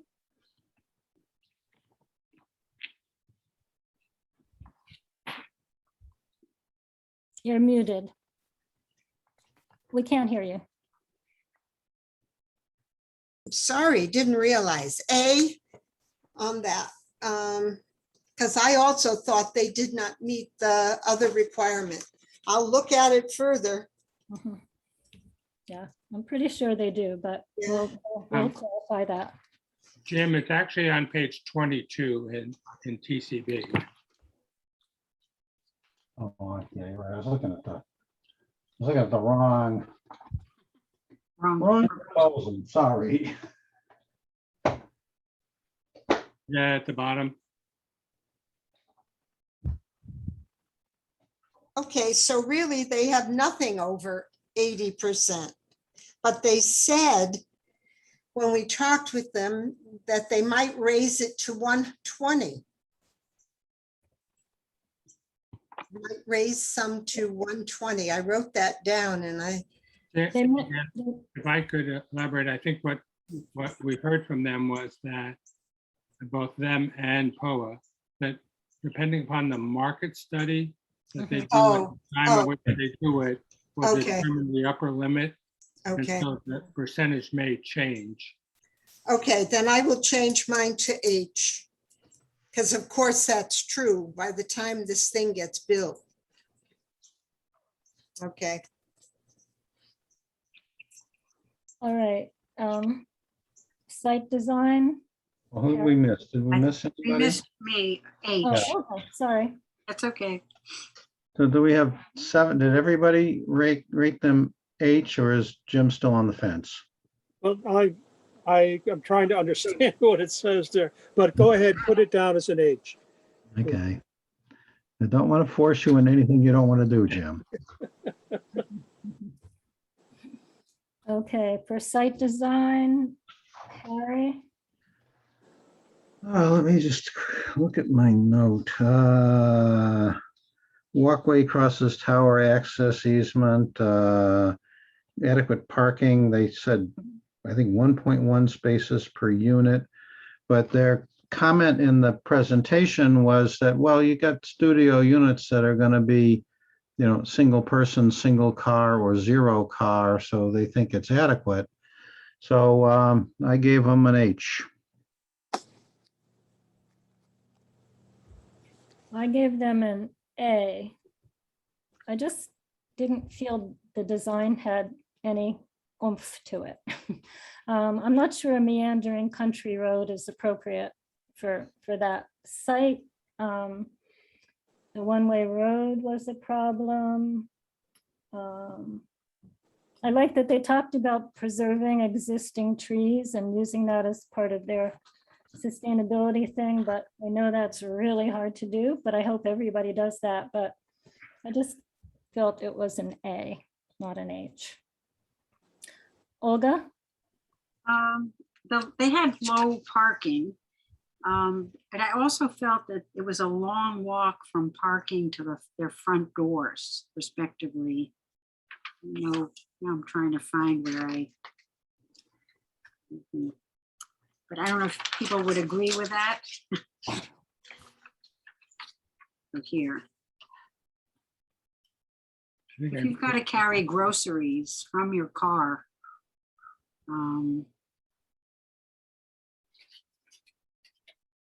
especially the schoolhouse corner. Yeah, Mhm. it is a hike. Yeah. Yeah, and Jan pointed out the parking there was really awkward and didn't see how it could really work. That right, right. was one of my issues. But what did you give them, Olga? An A. Okay. Jim? I gave them an A. I'm just concerned about the access to the fire tower there and the one-way traffic pattern. Jay?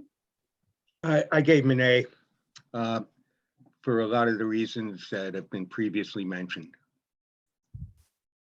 Harry? I mean, Gary? I gave them mostly H's here. So I just had a question about the traffic flow, as you have mentioned, and the parking. But if what we understand, the parking is malleable, I'm not sure how to measure that. And they're the only ones that I actually saw that had significant bike racks. But so I guess I would give them the majority of mine are H's, so I'll give them An H? an H. H's.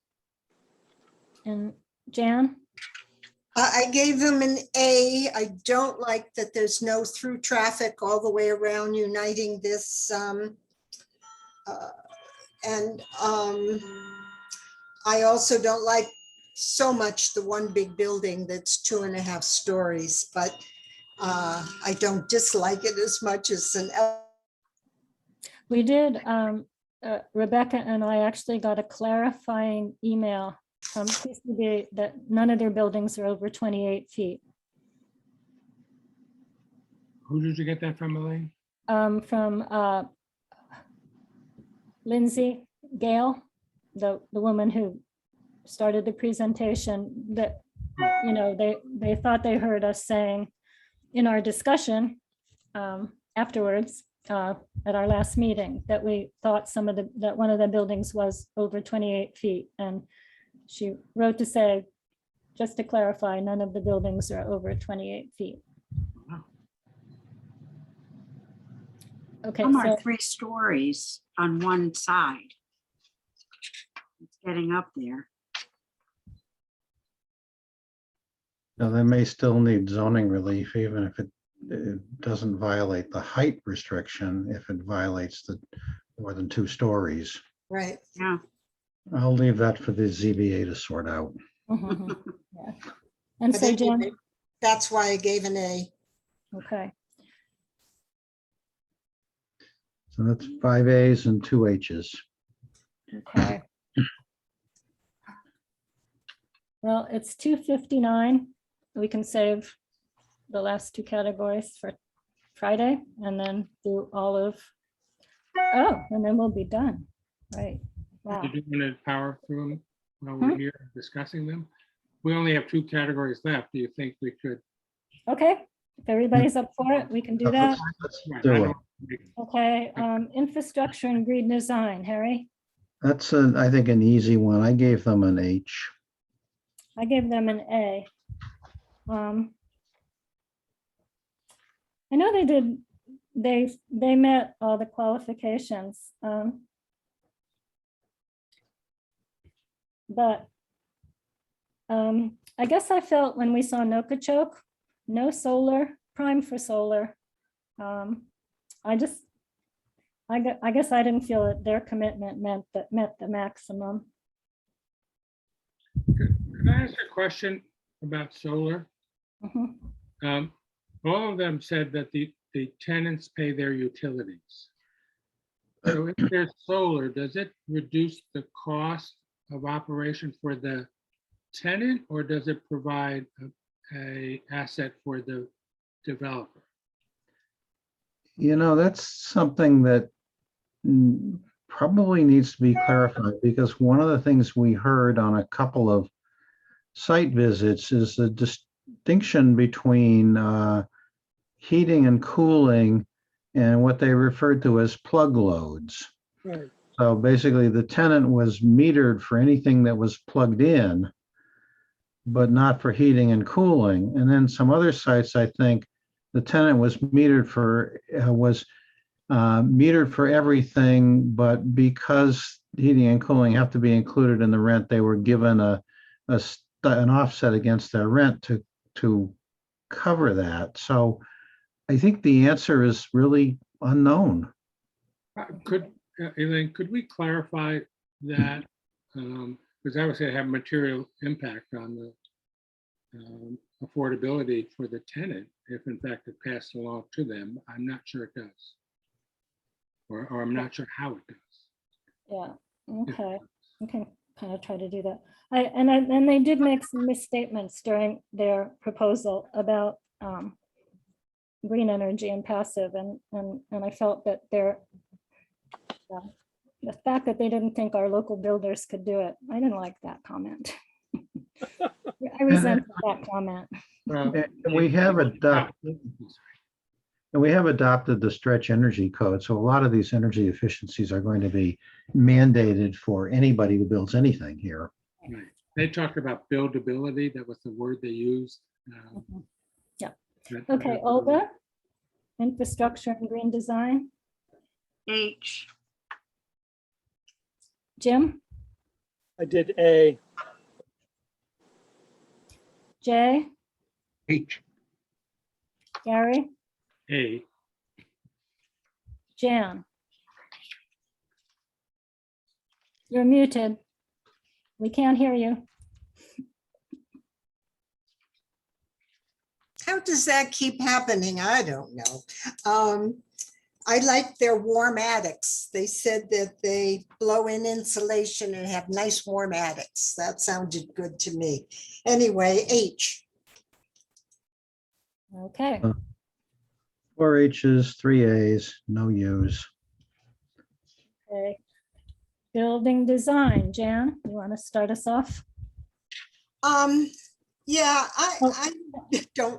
I don't like the look of it. I mean, as far as pretty buildings or, I think it's very boring to look at. And maybe that's not an important thing, but I have to just give it an A because of that. And of course, they don't have washing machines in the individual units either, so. They that's do, a- They did? they do. Okay. They're the that- ones that do. Yeah, okay. But anyway, I give them an A, not an Becky, H. Becky has her hand up, so I want to call on her. Hi, everybody. Hi. I have to sign off. It was nice listening to all of you, and you guys work really well together. And it's honestly, it's a pleasure listening to this committee because I'm sitting on a bunch of other ones and they don't always work as well as you guys do. But I wanted to ask you if you had any questions before I signed off. Or any concerns. Harry, I'm hoping you're Not getting my from me. emails. I did. Okay, good. Okay, so I just wanted to say hi and bye and good job. Thank Hi. you very much. Okay, all right, bye, guys. Thanks, Bye. Becky. Bye-bye. Okay, so building design, I gave it an A. Gary, I also gave it an A. My areas of concern that I note are the storage space that they allowed and the exterior space, patios or balconies. I didn't see much that was individual. There was a lot of communal space. So otherwise, I thought it was fine, but overall, I gave it an A. Jay, I gave it an A. I mean, it's not that it's terrible, but people have been throwing, it doesn't have anything for me. Yeah, exactly. Jim, I gave it an A as well. I didn't like, the structure seemed massive and uninteresting. okay. Olga has stepped away. I'm She's sorry. coming back. I'm back. I give it an A. They said that there were 4 studios. I didn't see them. And I Yeah, don't know how that fits into, I think that I'm right. Olga, they said that there are 8 studios. Eight studios. they're in Okay. attics. They're in the attics? Yeah, Okay, whatever number, studios were, I was surprised because I don't know whether we want that. Oh, they had that rendering too, yeah. Hunchback. And then you want to hear another detail that I picked up on the duplex with garden walkout.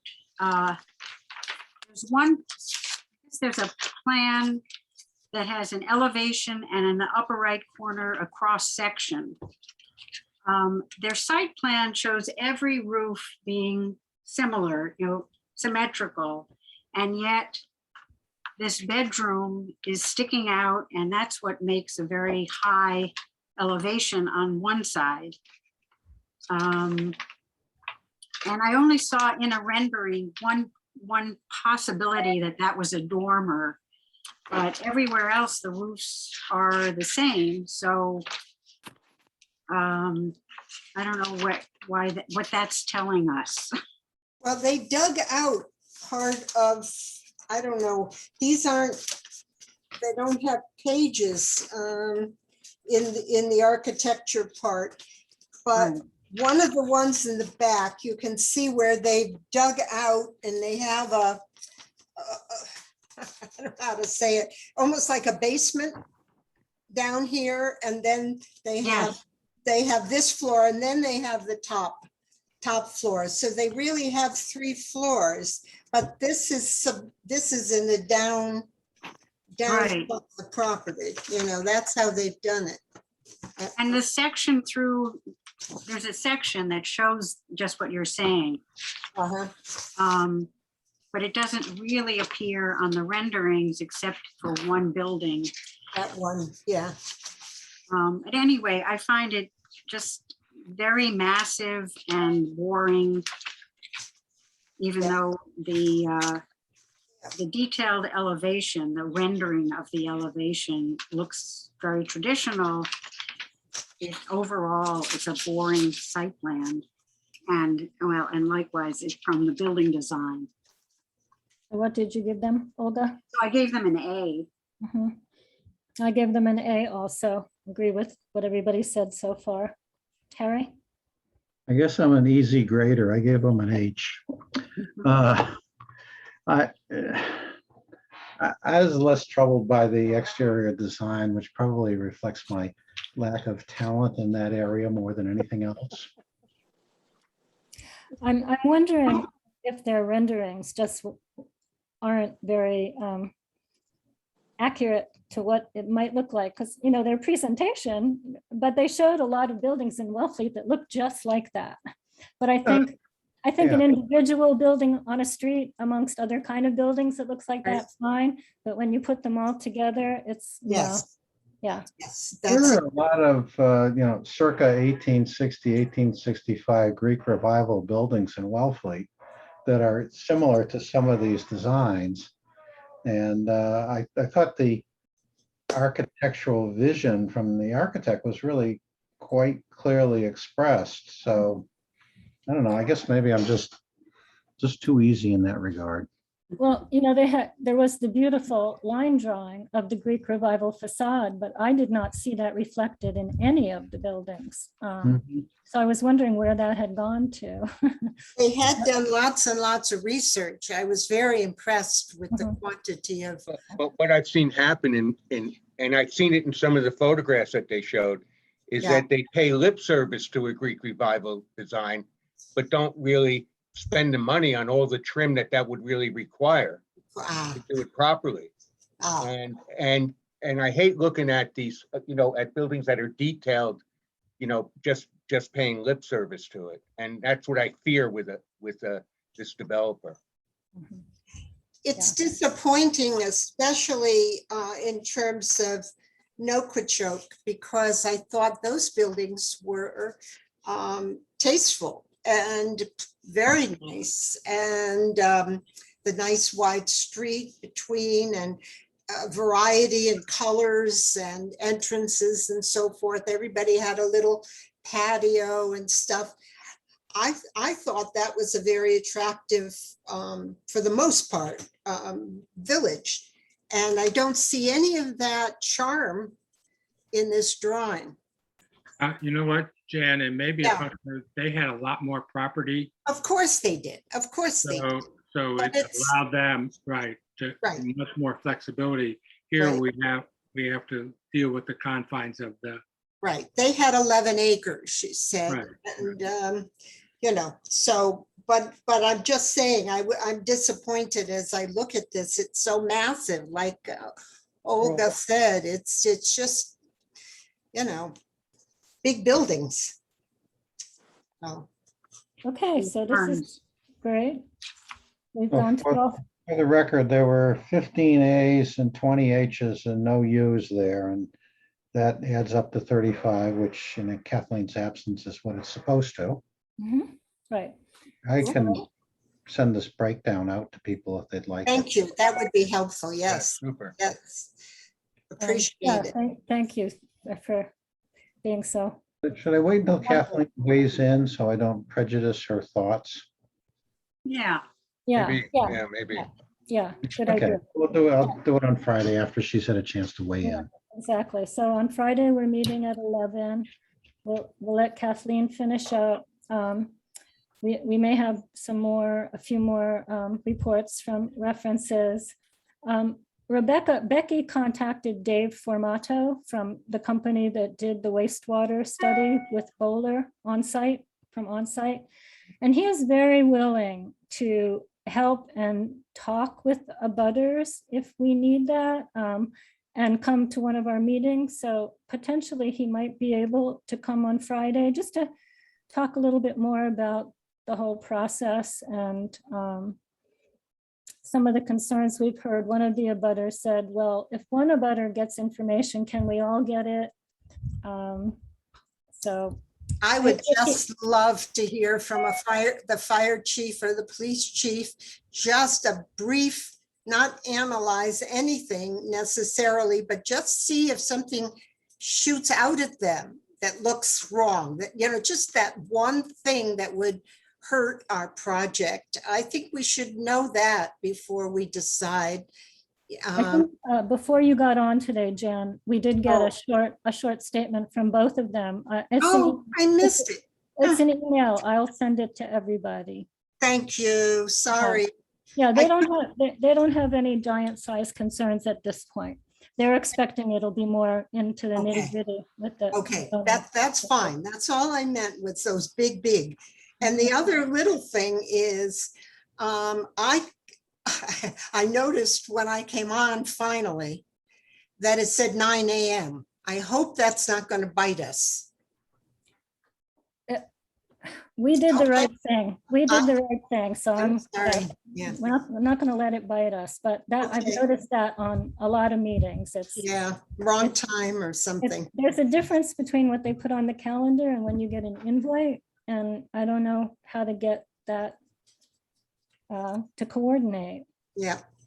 There was a positive article in the Independent this week about the meeting that we had at Jeff Sachs' house. Oh, Yes. yeah. If everyone didn't see it, it's right on the front page, and it's actually about the neighbors being positive about the program. Yeah, we want to I keep. thought that was cute. Why? Which Yes, is in my extremely backyard. Yeah, very cute. Yeah. Okay, we all set here, folks? We're all set. Thank you. Okay, bye-bye. Bye, everyone. Bye. Bye.